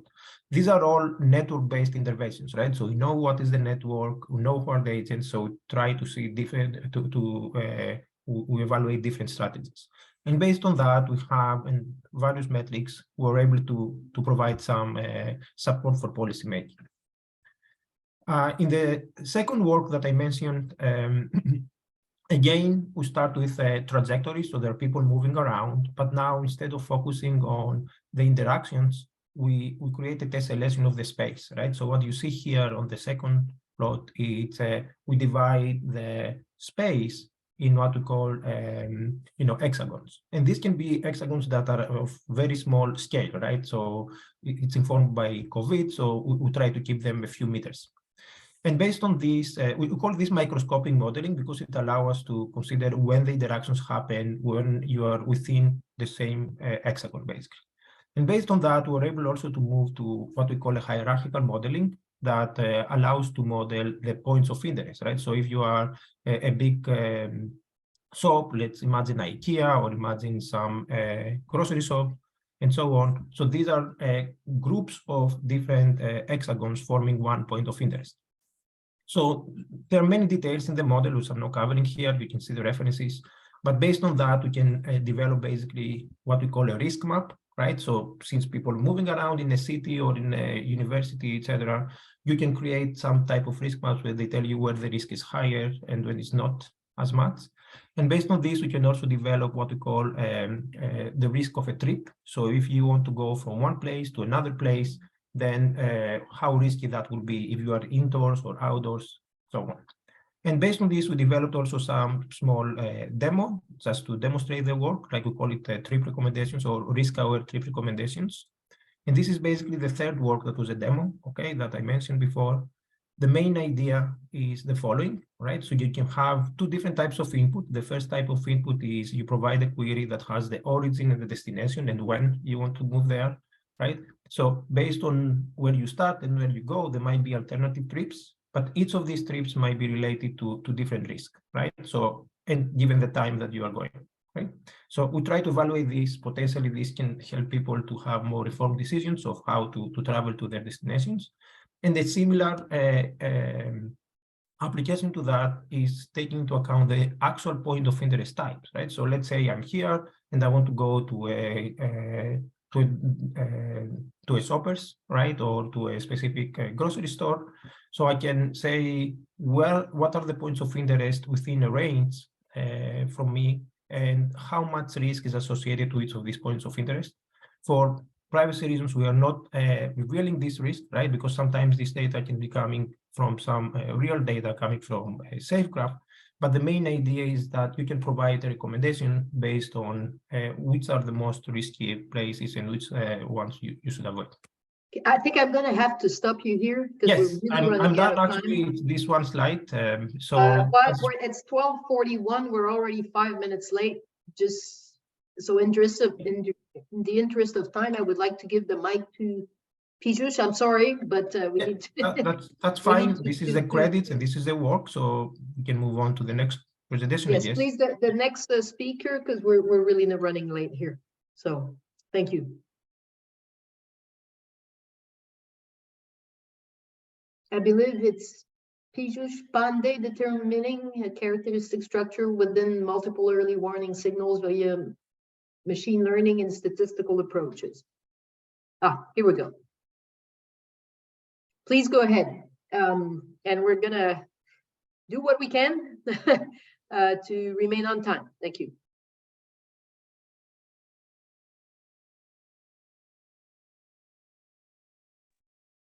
Piyush, if you're here. University of Alberta. Okay, well, that might solve our issue with time. Is Piyush here? He should be here. I've given him permission to share the screen. So he should be. Maybe he's not hearing us because he is controlling the screen at the moment. Hello, am I audible? Okay, now Yes. we hear you. We can hear you. We don't see your screen anymore, but we can hear. Oh, I think we do. We see the Zoom. Sorry, I was muted, sorry. Okay, so let's try and do this fairly briefly because we're really late. Thank you. Okay, thank you. Okay, so I think my screen is visible.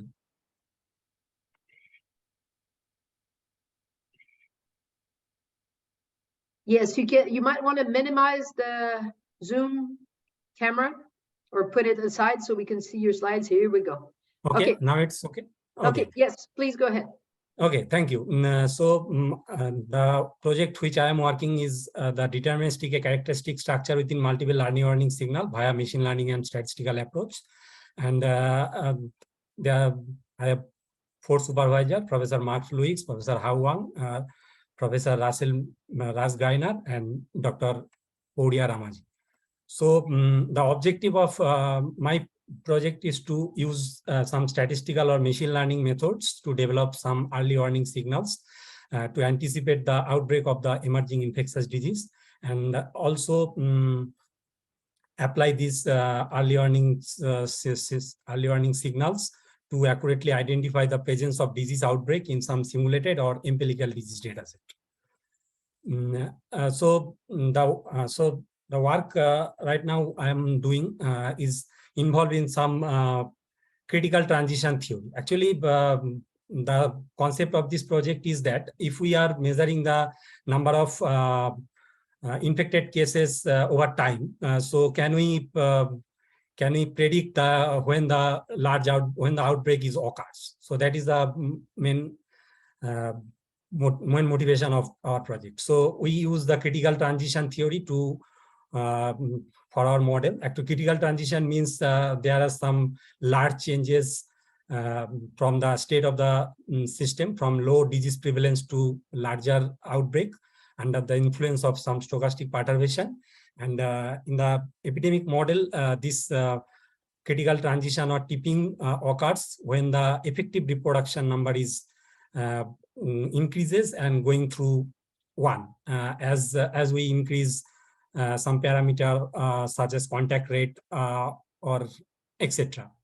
So when the effective reproduction number is 1, so then the critical transition is happen. So our system is converts from low disease prevalence state to an endemic state. And to anticipate this type of transition, there are some early warning signals. There are some statistical time series signals such as increase autocorrelation and variance and also skewness, which generally used to anticipate this type of critical transition.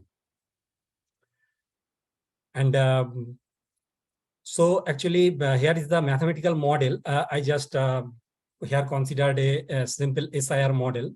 So here my approach is to use some mechanistic model and generated time series data from disease emergence, and use the time series data to calculate the early warning signals indicators. So here I am considering the well standard SIR model, so I don't go much of this model. So here I just use the white noise of this model. Here sigma 1, sigma I represent the noise intensity, and xi I represent the white noise, and there are some parameters in our model. So what we do, we just varied the parameter contact rate linearly over time from low disease, from low value to higher value, and generated and saw that and generated some disease emerging time series data. So actually in this figure, left part of this figure, you can see that in the blue part, in the x-axis represent the time, and the y-axis represent the infected number of infected individuals. So blue curve represent the stochastic time series simulations. So and the yellow curve represent the transmission rate. So we are varying transmission rate linearly over time, and the red curve is represent the point when the transition is occurs. So from low disease prevalence or no endemic state to endemic state we can get, and we generate, after generating time series data, we just calculate some early warning signals indicators, as I mentioned in the previous, some lag 1 autocorrelation, and by using the pre-transition time series data. And you can see that the before the transition is happens, the lag 1 autocorrelation shows some increasing trend. So this is some good indicators which can use to anticipate the transition. But there is some problem of this early warning signals indicators, such as sometimes it gives actually false alarm if there is no transition, but sometimes it shows increasing trends. And also it depends on many things, as the rolling window and the time and the length of the time series. So actually that's so my work is basically if we can use some machine learning based early warning signals to characterize, to anticipate this transition by using some machine learning methods. So by motivating the Buri et al. PNS paper 20, sorry, it is some typo, it is 2021 paper, very recent paper published in PNS.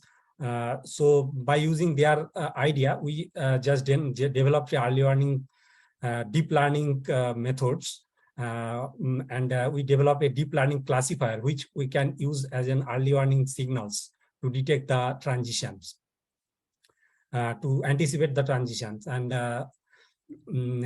we use some machine learning models, some hybrid machine learning models, CNN, LSTM machine learning models, and this is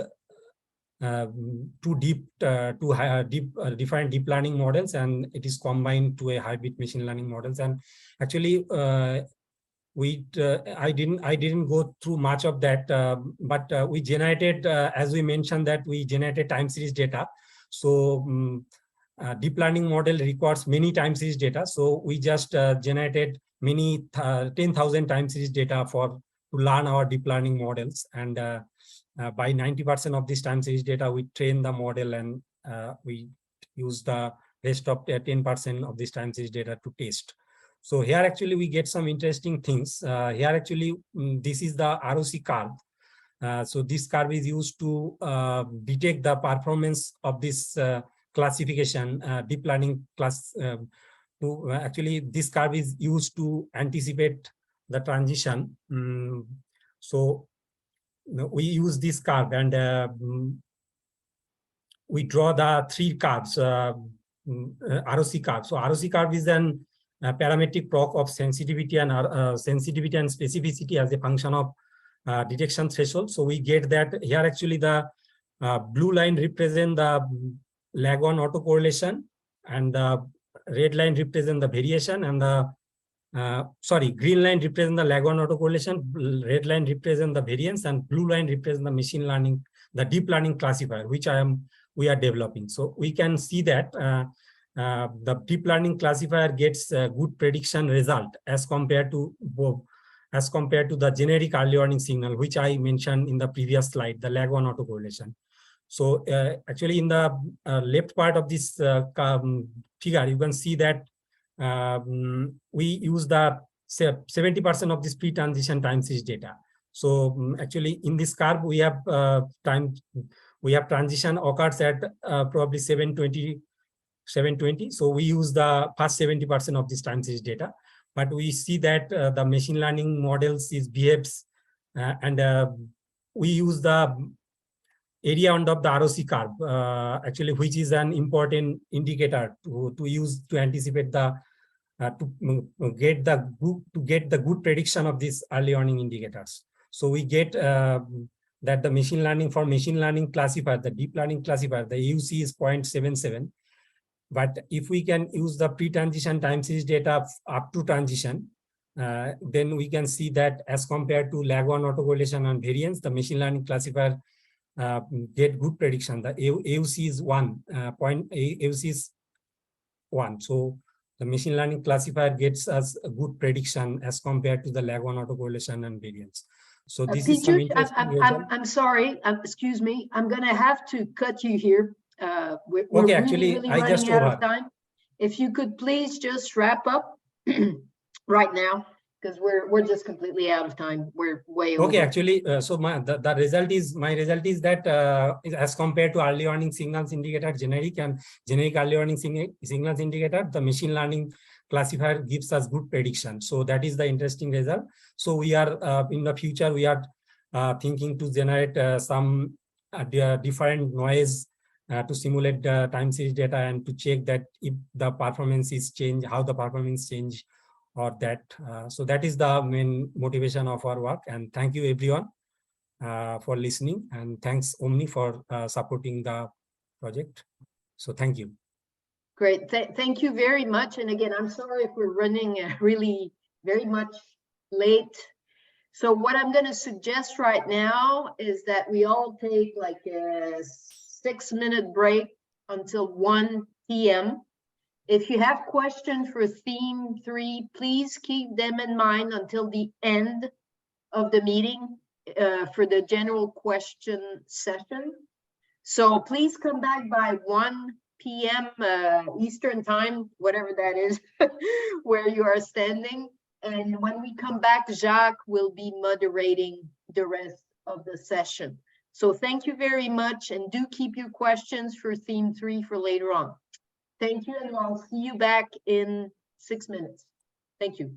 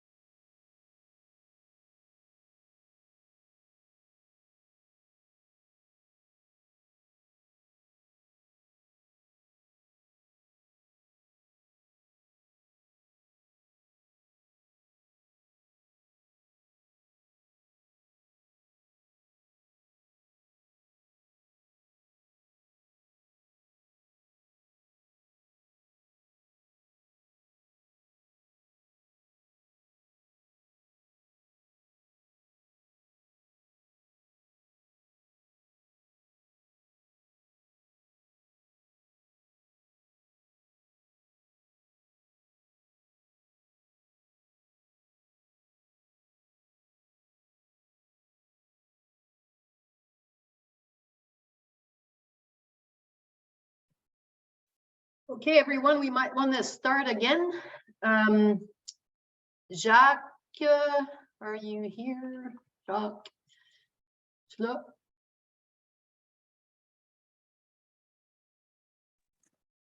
Ok. Là. Ah. Je suis là. J'avais prévu 10 minutes pour toi. Alors, on recommence à 1h parce qu'on est très en retard. Alors, je te laisse le micro. Il me manquait 3 minutes.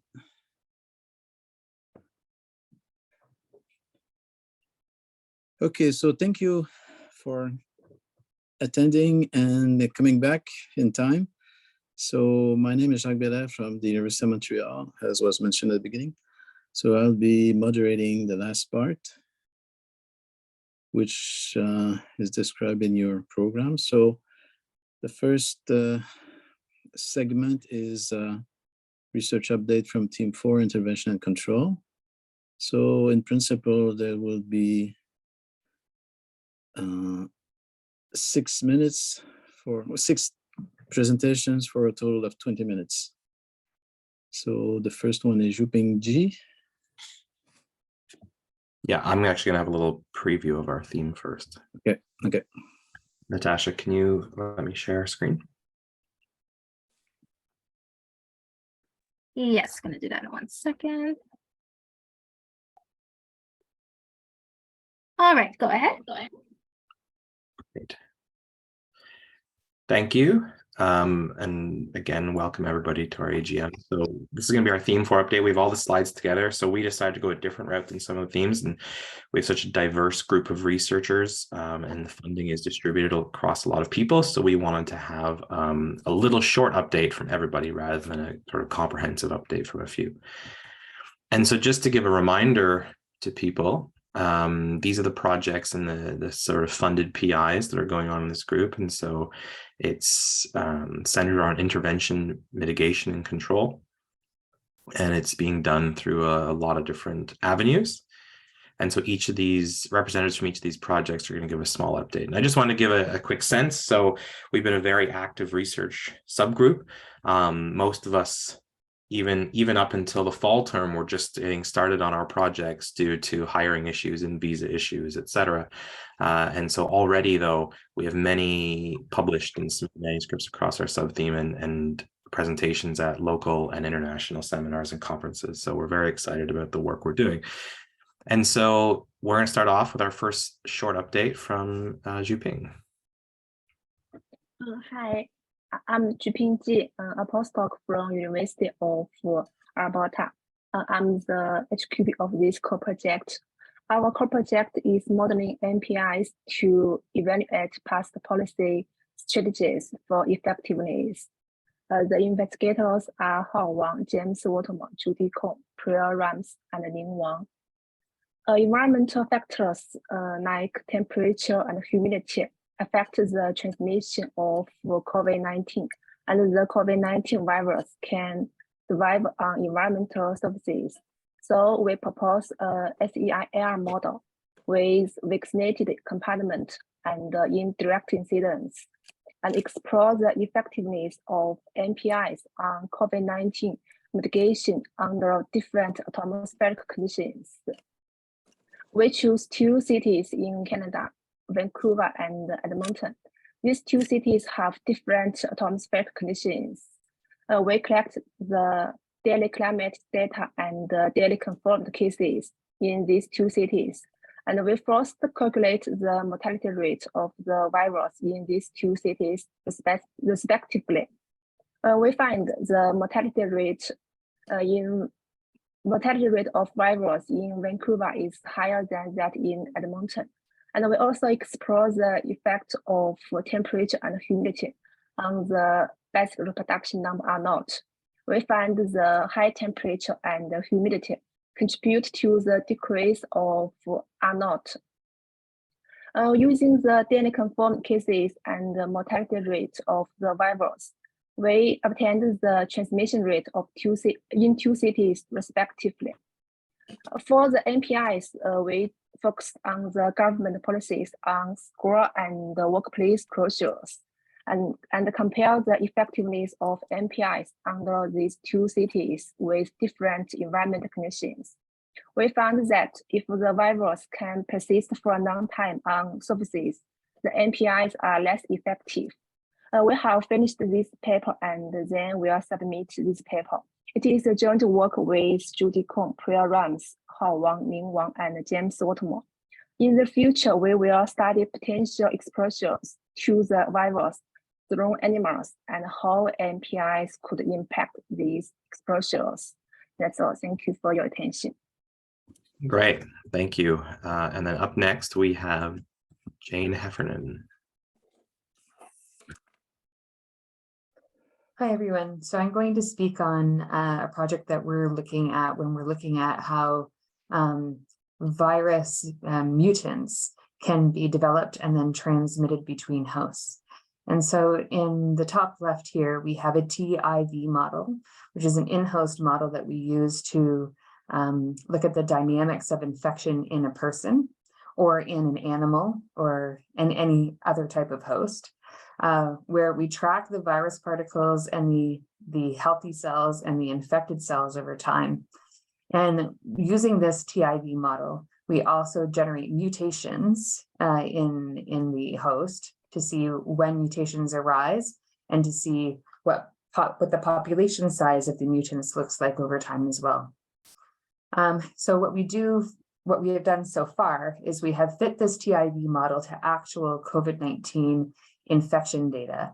And we've done this for people who've had severe infections, moderate infections, and mild infections. And we've determined what the parameter values are for the dynamics of the infection process in host for these different types of COVID infections. And then on the right-hand corner in the top there, what we do is looking at the infection curve where we have TM, which is the time at which the mutant appears in the infection, and tau.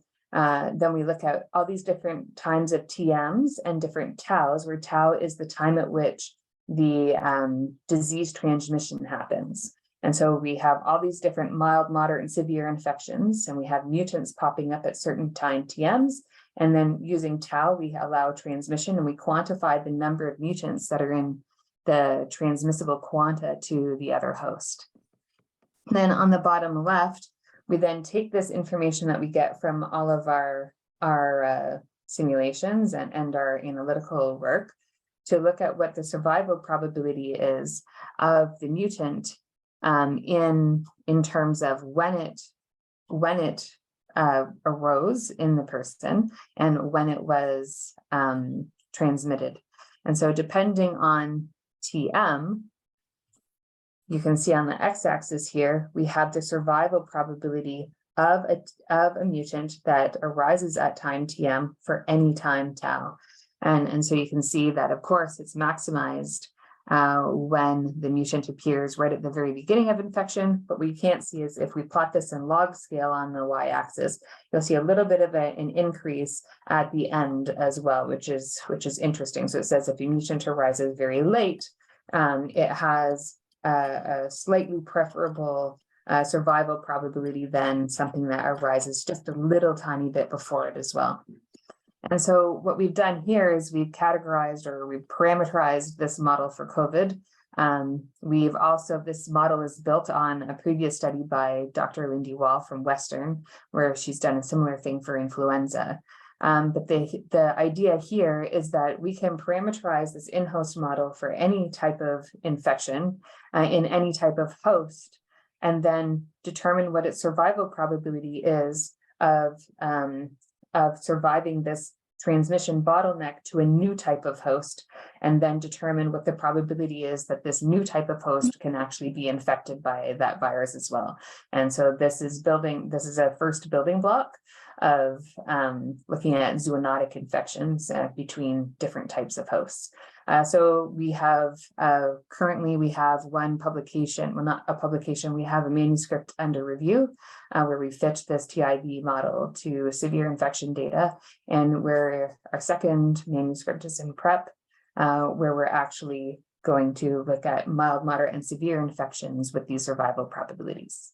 Thanks. Great, thank you, Jane. And then up next, we have Christian. Thank you. Can you hear me okay? Yes. Yeah, if you just click through so all three show it, it's probably the easiest.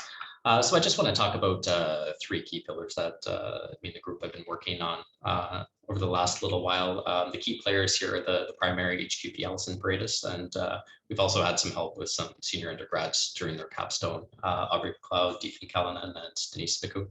And so the first one there on the left is an exploration into an interactive COVID-19 sim. And the idea here was in the context of a large agent-based model.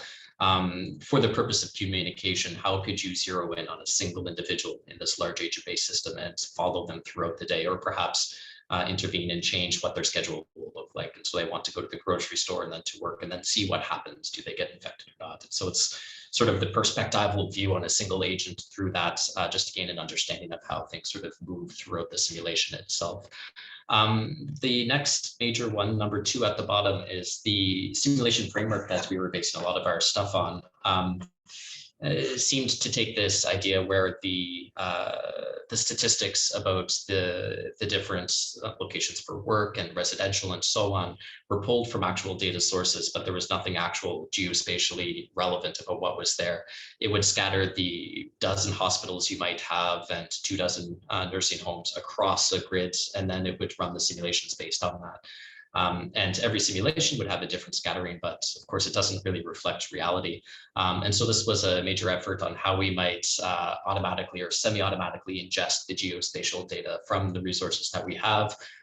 Google Maps API and the Places API were the primary sources for this, or in our local jurisdiction in Kingston, we had extra local city level data that we were able to pull in. And so what you're seeing down there is the overlay that we were able to use for the simulation based on the key university district and the type of housing that's down there and the demographics that would live in that versus like where is the shopping center and the main Princess Street where all of the locations would be. And so then the simulations are more reflective of the geospatial reality. Then the final one, which is sort of the ongoing work, is perhaps the most compelling and ambitious, at least as our team is concerned, is very similar to what Manos showed a little bit earlier, but I think with a different angle on it, how we might find a hierarchical abstraction of what's happening. And so the agent-based modeling only scales to a certain level. And if we want to take an entire sub-block and sort of capture that as a compartmental model and learn the dynamics of the compartments inside of that model, using machine learning techniques so that an agent goes in and now it's part of the compartment and an agent comes out, they're again part of the simulation. How might we go about doing that and doing it recursively so we can actually scale up to far larger simulations than what our cluster is currently capable of handling? So those are the three main areas that we're focusing on. And I do want to leave one flag in the back of anybody who's listening mind. We did make an early misstep in investing in an agent-based model that came with an awful lot of technical debt that we didn't realize until pretty late in the game. So we are sort of trying to take a pivot now so we can apply this sort of research thread number 3. And we would be interested if anybody has key things that they found very useful in this context for their ABMs that they're using. I know Philip, Millie, and Manos have at least mentioned that they were so far today working on those. Please reach out because we are curious to find something that works a little bit better than the one we unfortunately invested a lot of time into. So that's it for a summary on our side, and happy to answer any questions that might come up later. Right. Thank you, Christian. And next up, we have Yetta. Thanks. So the main objective of my project you can hear me well, right? The main objective of my project at the OMNI network has been to basically couple disease dynamics with population behavior, and where epidemic models include the effect of vaccination and waning immunity. For the disease dynamics or disease progression, we are employing a classical comportamental model with different epidemiological compartments, where basically the most important feature here also we include the effect of testing.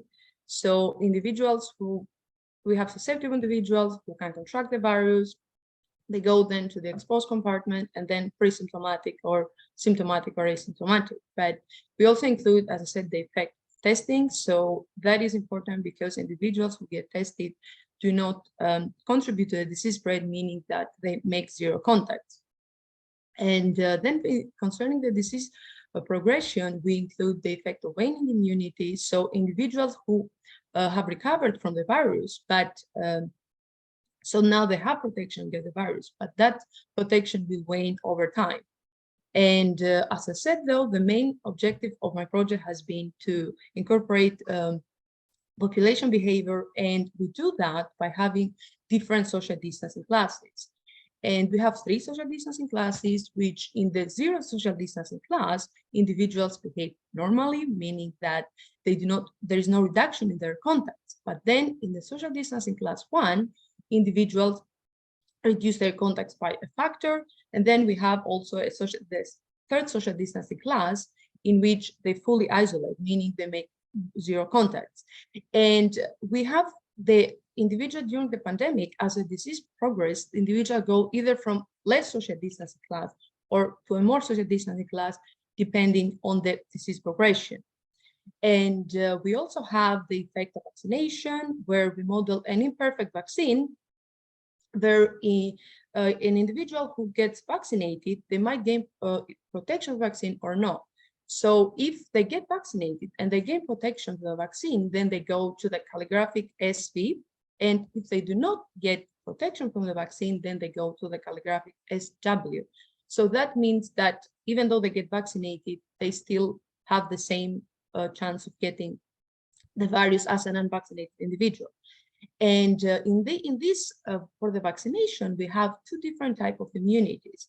The one type of immunity is, of course, the waning of protection against the virus, but also we have which is related to the behavior of individuals, where we call it perceived induced immunity, where basically individuals who got vaccinated and don't gain protection, they still behave as they have protection.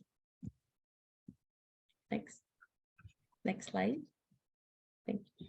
And then is Avneet, who has been working on a model proposed by Epstein et al., where basically that model, they have a fear of disease and fear of vaccine.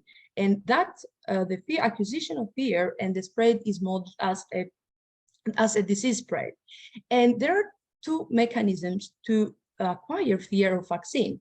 Either if you come into contact with someone else who is fearful of the vaccine, or if you come into contact with someone who had the vaccine and had adverse effect of it, where that is the compartment with capital A.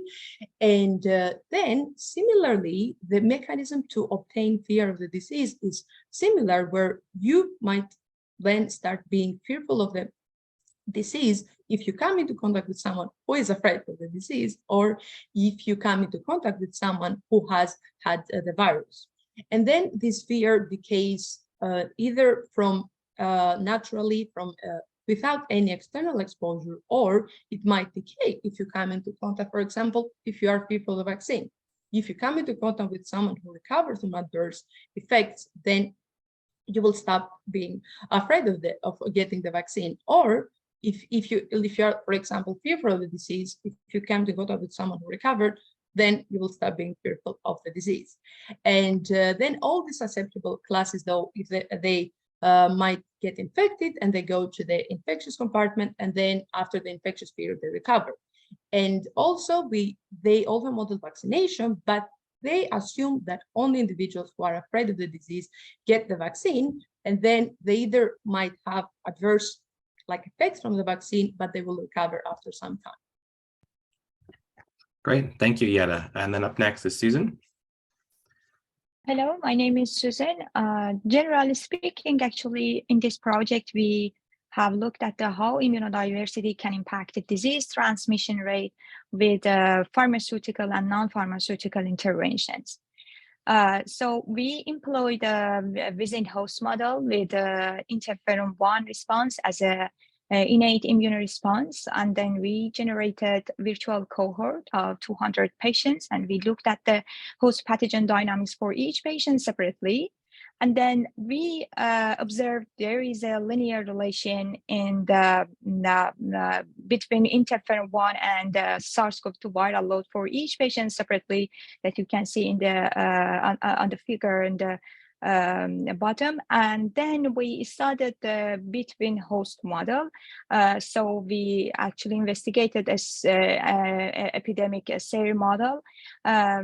So then we observed that there within host antiviral diversity actually results in various transmission rate. So actually in the between host model, we modified the transmission rate as a function of the viral load composite of interferon 1. So as a bridging scale in our two scale model. So then in the figure, you can see there is a so there is a diversity in the transmission rate based on the interferon 1. And also we observed that isolating the severe cases can reduce the disease transmission rate in, among the population. So because the severe cases actually have the higher transmission rate based on the area under the curve measurement. So if we remove these severe cases, so then the AUC will decrease among the population. We also looked at the time evolution of disease transmission rate with or without severe cases. Severe cases as ICU and dead patients. So when we remove these patients, you can see in the right bottom figure that we have separated for whole patients, and actually the transmission rate histogram has been plotted for whole patients and the patients when the severe cases has been removed. So our model predicted a log normal transmission, actually the log normal distribution function for transmission rate so far. So yeah, this is for that project that's actually supervised this project with professors Stephanie Porter, Kong, Ling Liu, and Julian Arnaud from University of Manitoba, and Professor Morgan Craig from University of Montreal. Our future actually interest is to consider the pharmaceutical interventions, and actually we are looking at how vaccine-induced immunodiversity can impact the disease transmission rate. That work is in collaboration with the PhD student Cheyenne Deng from University of Montreal. Yeah, that's all for this project. Right, thanks, Susan. And finally, we have Amy. So we have two main things. One is, I think we're behind time, so I'm going to be extremely brief. A project led by Matt Betty, where he's looking at doing a survey that keeps track of, or asks people to answer questions about a cluster of neurological conditions. So he's collecting data on that and trying to see if he can develop models to test alternative mechanisms for what might be the causative agent for that. And then if we go to the next slide, one thing that I'm interested in looking at is understanding optimal control strategies for COVID-19 and how they might depend on things like the importation rate and the ability to detect cases quickly, and whether an elimination or a suppression strategy would be optimal, and what kind of things would have to be true for a circuit breaker strategy to be optimal. That's it. Great. Thank you, Amy, and thank you, everyone. So that is the summary of what our theme has been up to over the OMNI period. Thank you. Okay, so thank you very much for being on time.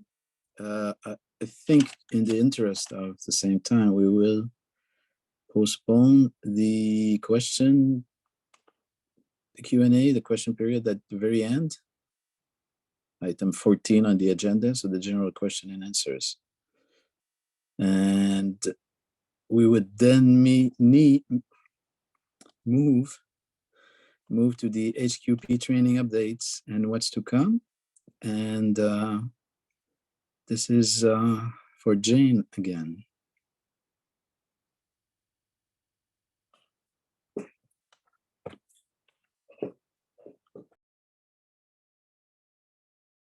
Everyone. So I will be giving the HQP training update. So as you heard at the beginning of the meeting, we have had quite a few activities that have been happening since this past summer. One of the first activities that we have run is the Summer Health-a-thon, where we had 6 different groups of students and postdocs that were teamed up working on different questions related to public health, mitigation, and understanding of disease. We had the 6 groups give their presentations last September, to choose a winner for a $2,000 publication fee grant. And the winning group was on COVID-19 cases, hospitalizations, and deaths averted by masks, mandates, and vaccination program in Ontario. And you will hear this group give a talk shortly after this, after I provide information on the HQP update. So of the 6 groups, though, we had questions to do with influenza, with monkeypox, with COVID, with many different diseases that were related to public health in Canada and globally, as well as we had public health partners and faculty mentors that helped provide the questions and mentor the groups towards their final products. I'd just like to thank everyone that participated in the Summer Healthathon. We are also nearing the end of our first One Health modeling course. So we developed 2 courses. The first one started in October and will end in January. This is being delivered by many amazing faculty and postdocs as teaching assistants as well. I'd like to thank the faculty for working together to provide this course. And the second course will be coming up in the winter. Something to be looking forward to is a summer school that is being organized to be in Newfoundland, and the main organizer is Dr. Amy Greer from Memorial University. The summer school is going to be a collaboration between many different entities in Canada, including the EIDM networks. But it will also be happening in a really, really interesting and cool area in Newfoundland called Bonnie Bay, which is located within and just beside Grossmore National Park. So there will be 2 courses over the summer school, one in mathematical epidemiology and one in models, data, and policy. Bonnie Bay is located where the red marker is on Newfoundland. And you can see that the Deer Lake Airport is the closest to Bonnie Bay. So there will be online and in-person contacts. It will happen between August 19th to 31st in the summer. We'll have 25 to 35 trainees. We'll have group projects, and you can see the instructors listed here. So registration will be opening shortly and will close on March 31st. And if you have any questions about the summer school, you can email Amy at aherford@mun.ca. Finally, things to look forward to. This looks like the exact same slide as 2 slides ago, but it's looking at the same things that are going to happen in 2023. So on the right-hand side, I already mentioned that there is a second course that will be offered through the Fields Institute. The part 2 of the One Health modeling course will start on February 6th and will end in May. And so look to the Fields Institute to register for that course. And then on the left, we have a new Summer Healthathon that we will be considering for this summer in 2023, where we'll have new teams, new projects, and just stay tuned for announcements for registration. So in the interest of time, there's probably not time for questions, but you can also connect with me via email if you have particular questions as well. Thanks.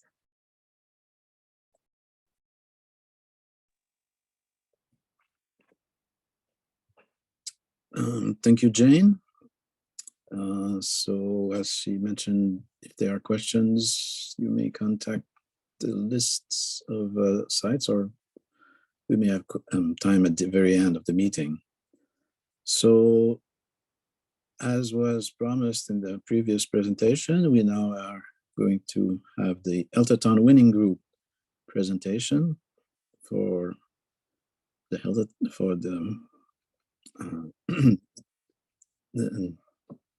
so the winning presentation, 4 speakers in 10 minutes.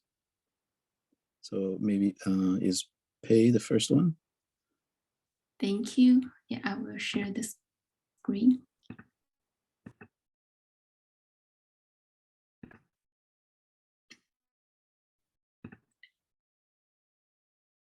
So thanks, Professor Blair, for the introduction. So hello everyone, my name is Pei Yuan and a postdoc at York University and CDM and OMNI network. So it is my honor to present our Health Zone project in this annual meeting.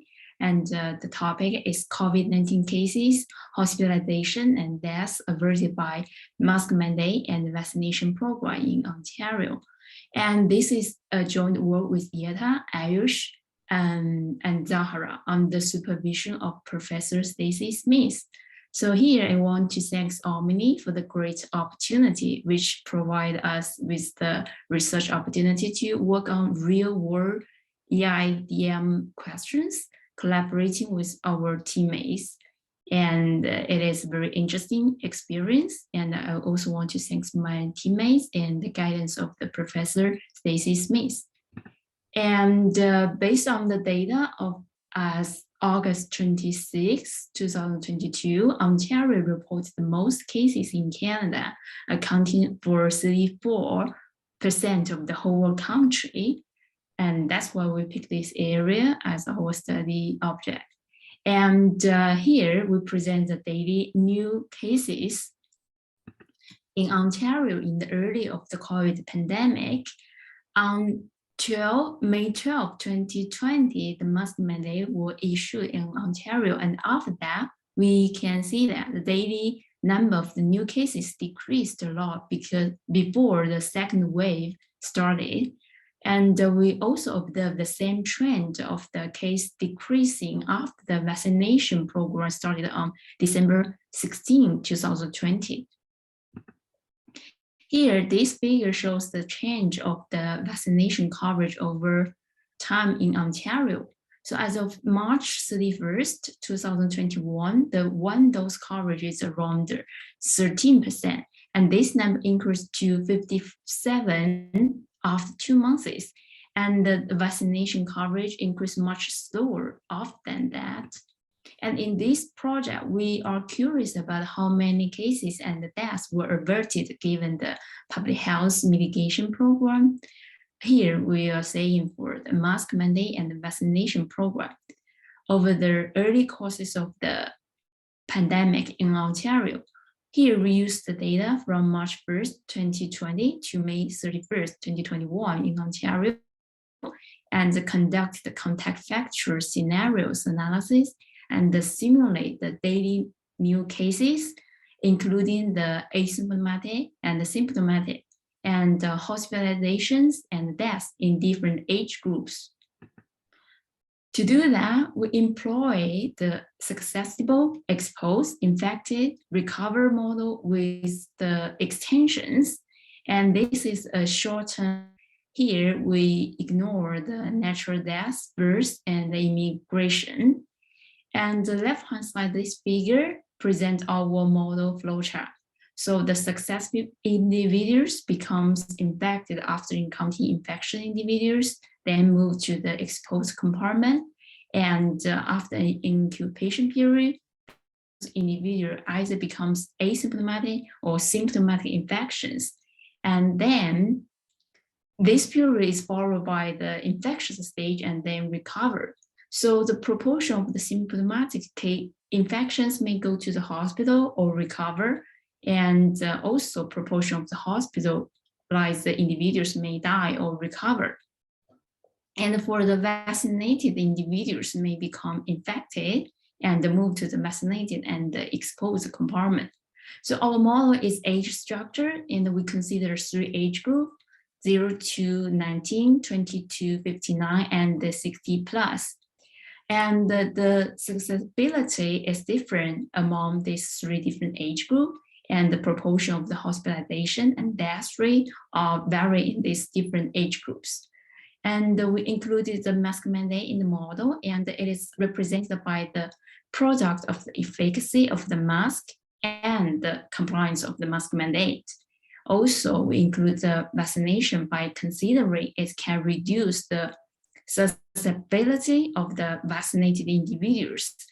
And the efficacy of the vaccine is different among the age groups. And here in our model, we consider that the vaccine may reduce the proportion of the symptomatic infections due to the immune response of the vaccine. And we only consider one variant here, and we didn't consider for the waning immunity of the vaccinations. So for the simplicity of the model and to better capture the vaccination effect, we used the data till May 31st, 2021, which is the 6th month after vaccination program. And we calibrated our model with the data from Public Health Ontario on the daily new cases, current hospitalization, and accumulated deaths using a non-linear least square iterative procedures. And the parameters of change of the contact rate, hospitalization rate, and the length of stay for the patient in the hospital before died were estimated, and all other parameters were obtained from the Public Health Ontario or the literatures. So we conducted the 4 control factor scenarios of no mask mandate, no vaccination. 1 month earlier, these 2 strategies compared the number of cases, hospitalizations, and deaths with that reported under the actual situation. So here comes to our results. So the first scenario is with and without mask mandate. Figure on the left-hand side represents the daily new symptomatic cases, different age group. And this is occurred in the real world because this is like we have the mask mandate. And the blue dot shows the real data, and the stacked shaded area shows our model output of 3 age groups. And here we can see that the total, the number of the symptomatic cases aligns with the data point, and which shows our model fitted data very well. And the blue and the green solid line shows the introducing of the 2 interventions, mask and vaccine. And the right-hand side shows the cases of no mask mandate, and we can observe that there is a substantial increase in the symptomatic cases in the 2nd wave, but much lower in the 3rd wave. And for the asymptomatic cases, it shows the similar trend to the symptomatic cases. And for the hospitalized cases, if there's no mask mandate, we also observe a much higher number of hospitalized cases from the age group 60 plus in the 2nd wave, and much lower in the 3rd wave. Also for the deaths, there will be much higher number of deaths from the age 60 plus if there is no mask mandate. And in the case of the without vaccinations, we observe a much higher number of the symptomatic cases and the asymptomatic cases in the 3rd wave. And also we observe a much higher number of the hospitalization and the deaths, and those mostly comes from the age group 60 plus. And if the mask mandate was implemented 1 month earlier, we did not see much differences between the daily symptomatic cases and the real data point. Also the same for the hospitalization cases. But we observe a slight decrease in the deaths of the elder group if there is the mask mandate implemented 1 month earlier. However, since are quite different when it comes to like we have 1 month earlier vaccination program, we observe a big drop in the symptomatic cases in the 3rd wave, and also a big drop in the hospitalized cases. But for the deaths, it so seems like it is much slight percentage in the death decline. It may be because we need more time to show the effect of the vaccination. So in summary, the mask and the vaccination takes a great effect in mitigating the COVID-19 transmission in Ontario. And the mask mandate effects immediately, and it can reduce the transmission 35% of cases and 69% of deaths. And the largest cases in hospitalization and the deaths averted are in the 60+ age groups. And 1 month earlier of mask mandate doesn't significantly change the number of cases, hospitalization, and deaths. But for the vaccination, here we only consider 1 dose. And it may take 3 months before we see there's a big reduction of the cases. But the vaccination takes significantly contribute to the mitigation and is reducing 92% of the symptomatic cases. And a month earlier of vaccination program did significantly reduce the case and the hospitalizations. So that's all. Thank you.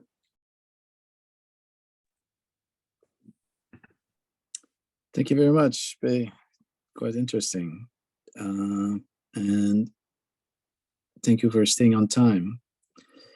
So the next presentation will be on the knowledge translation, and Arnie has a presentation. Yes, hello everybody. How's it going? My presentation, I will load it briefly.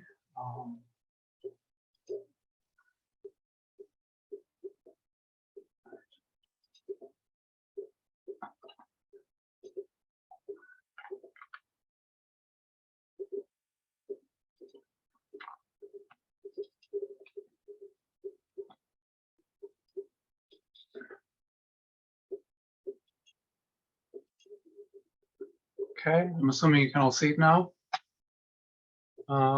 So it's really a bit of an update on the knowledge translation activities that have been going on in the last year and that we're planning going forward. We had a meeting recently to reflect on where we want to move as a network going forward. And I just want to remind everybody that we established essentially 2 KT activities so far. The KT activities, they consist of, on the one hand, internal knowledge translation, and on the other hand, external knowledge translation. The internal part is really about, knowledge translation across the network to engage network members, to share some of the progress, to share ideas. And then the external one is really to engage with knowledge users, to advertise the models that we have been developing.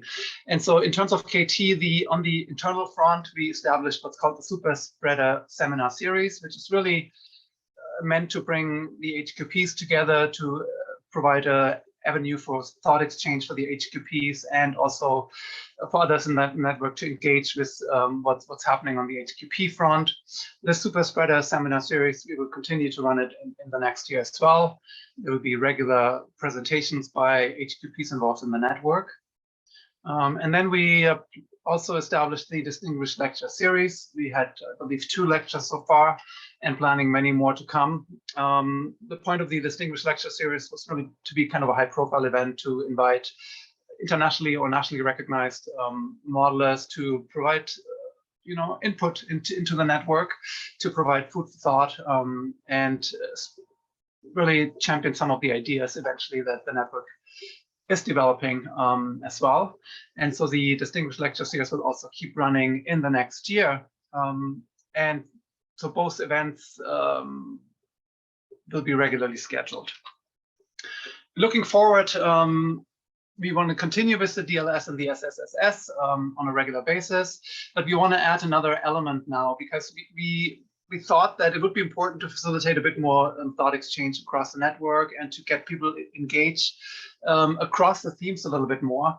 And so we want to establish a new internal KT webinar series, which would be likely run bi-monthly and would be theme focused. So let's say we want to start in March, April, and we'll declare March to be the month of theme 1.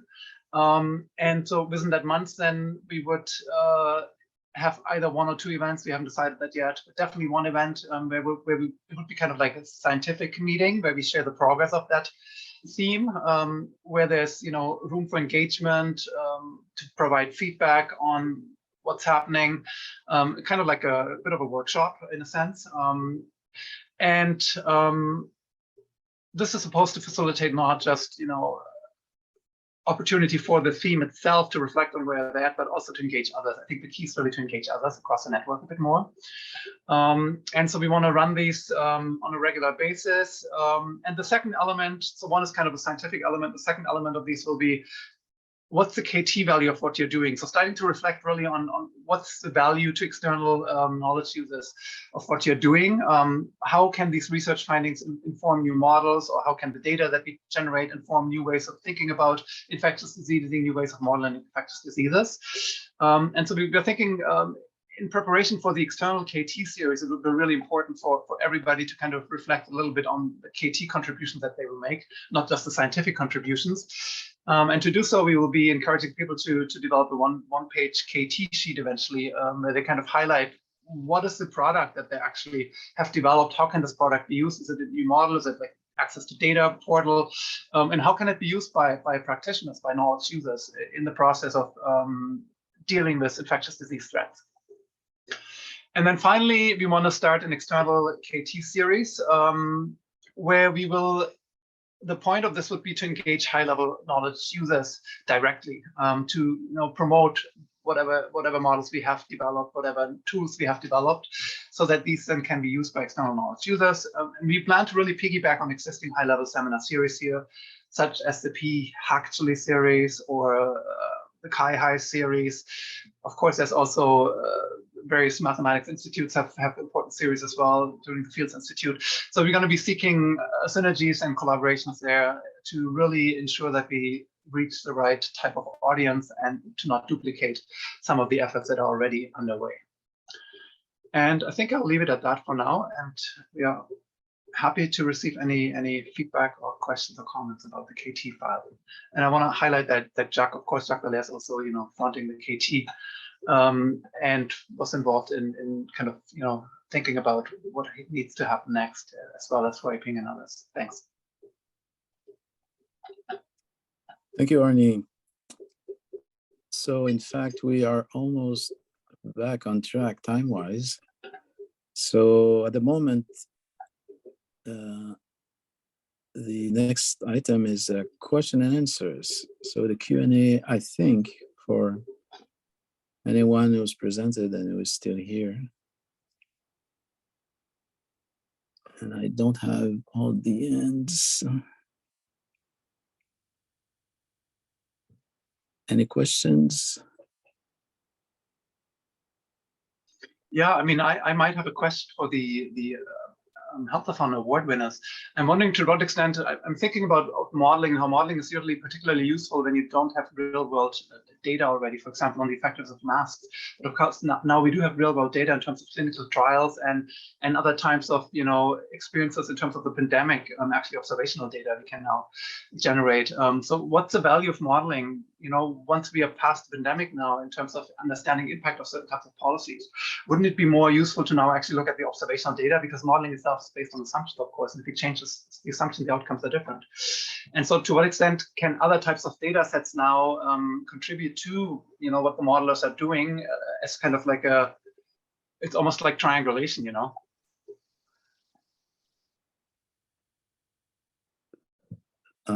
So Pei, as the representative of the hackathon winners, do you want to try an answer? I don't think she is still there. I can suggest a general answer, a broader, more, I would say, maybe political answer to the use of modeling. I think a lot of groups are now looking at the data from the last 3 years now. How good were the predictions? Were the doomsday sayer right or partially right? And was masking effective? Was mask mandate productive? Was vaccination useful? And so I think now people are gathering evidence that I would say, broadly speaking, modeling was useful, and most of the measures, although not entirely based on hard data, hard and controlled data, I would say, they turn out to be not so bad. So we can reflect on the missing part, what was bad, the not so bad. But more fundamentally, I believe that COVID-19 took everyone by surprise to a certain extent. So there was a retooling of existing methods and models and procedures to deal with it. And I think the big mistake at the moment would be to do what many armies have done historically, which is prepare your weapons to fight the last war, not the next one. So I think there's a point to be made that as useful and as productive the approaches, especially using modeling, were, they had limitations, and we may have an opportunity to expand and avoid those limitations in the future. Of course, there is a bit of guesswork, and it's like, I would say, informed guessing as to what will be different next time, but we can think of a range of issues and models and techniques that can be useful, especially in early warning and forecasting. So my point would be that at the moment, it's a good thing to look at retrospectively, but with a view to the future. And of course, having spent a few decades modeling, I would not say that modeling is useless. I think it's really useful. I mean, it's a good point that it's useful and important. But of course, one of the questions I have is like, what can we learn from what happened, and how can we then apply that onto modeling? And one area, of course, is integrating One Health sources into modeling, which is what we're doing. But another one would be integrating based on the observational data and historical data that we now have, trying to improve the models as well. That is, I guess, feedback into the models. How can we use data as feedback into the parameterization of the models, I guess. So can I answer something? Yes, you can. Yeah, so two things. I think Arnie's question is really important. And I think the first thing you can do is counterfactuals, right? So you have this observational data, and you can say, well, what would have happened maybe based on this model if we didn't do this or didn't vaccinate so soon or later? I think the other thing you can dig deeper into modeling is about mechanisms. So, we have an understanding from the data of policies that worked, policies that didn't work. Even the same policy worked sometimes and didn't work other times. So can you use modeling to try to understand how we can leverage compliance and understanding? So I think that's a really important question. How do you take what actually happened and use it to update your modeling assumptions? Yeah, and one considered point is the occurrence of asymptomatic cases, which at the beginning, when they appeared for the first time, people didn't believe them. And I can remember hearing virologists in the media saying, no, this must be a mistake. Well, now in retrospect, we know where the mistake lied.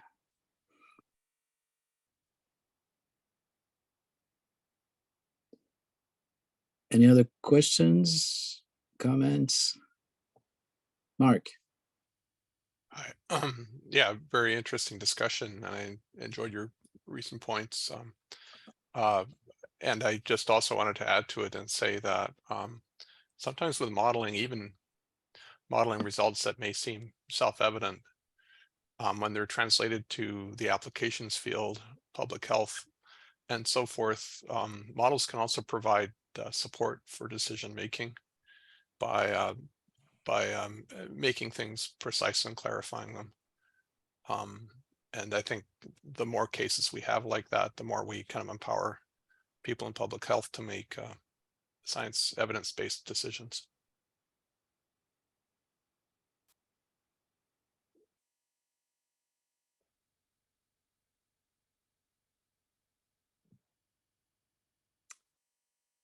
Other comments? Questions? Outrageous reactions?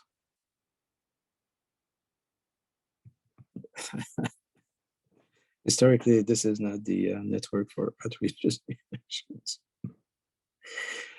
Okay. So, as they say, viewing none, I will turn to the last point on the agenda, which is the closing, and I will invite the principal investigator, Wiping, to say the closing words.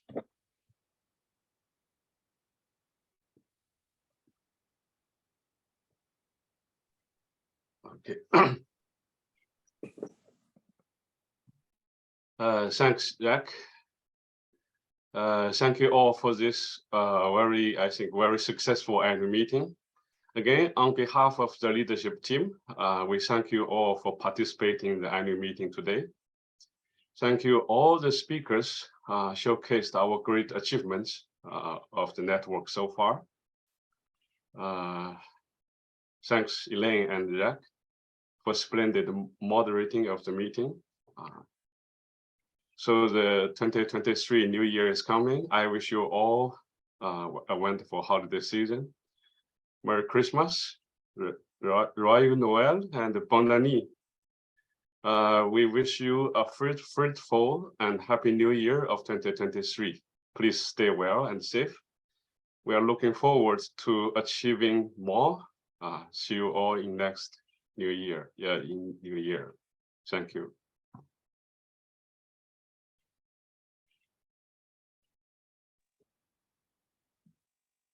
I believe this was the closing. So thank you all for attending. Thanks, Hélène, for moderating the first part. Thank you, Jacques. Merci tout le monde. Je vais terminer avec quelques mots en français aussi pour les francophones parmi vous. Bonne année, joyeux Noël. Reposez-vous et n'infectez pas les plus vieux. Alors, bonne chance à tout le monde, puis on se revoit l'année prochaine. Allez, bonne année aussi. Bonne année à tous. Bonne année. Et comme disent nos collègues du Manitoba, bonne fête de fin d'année. Bonne fête de fin d'année. Peut-être.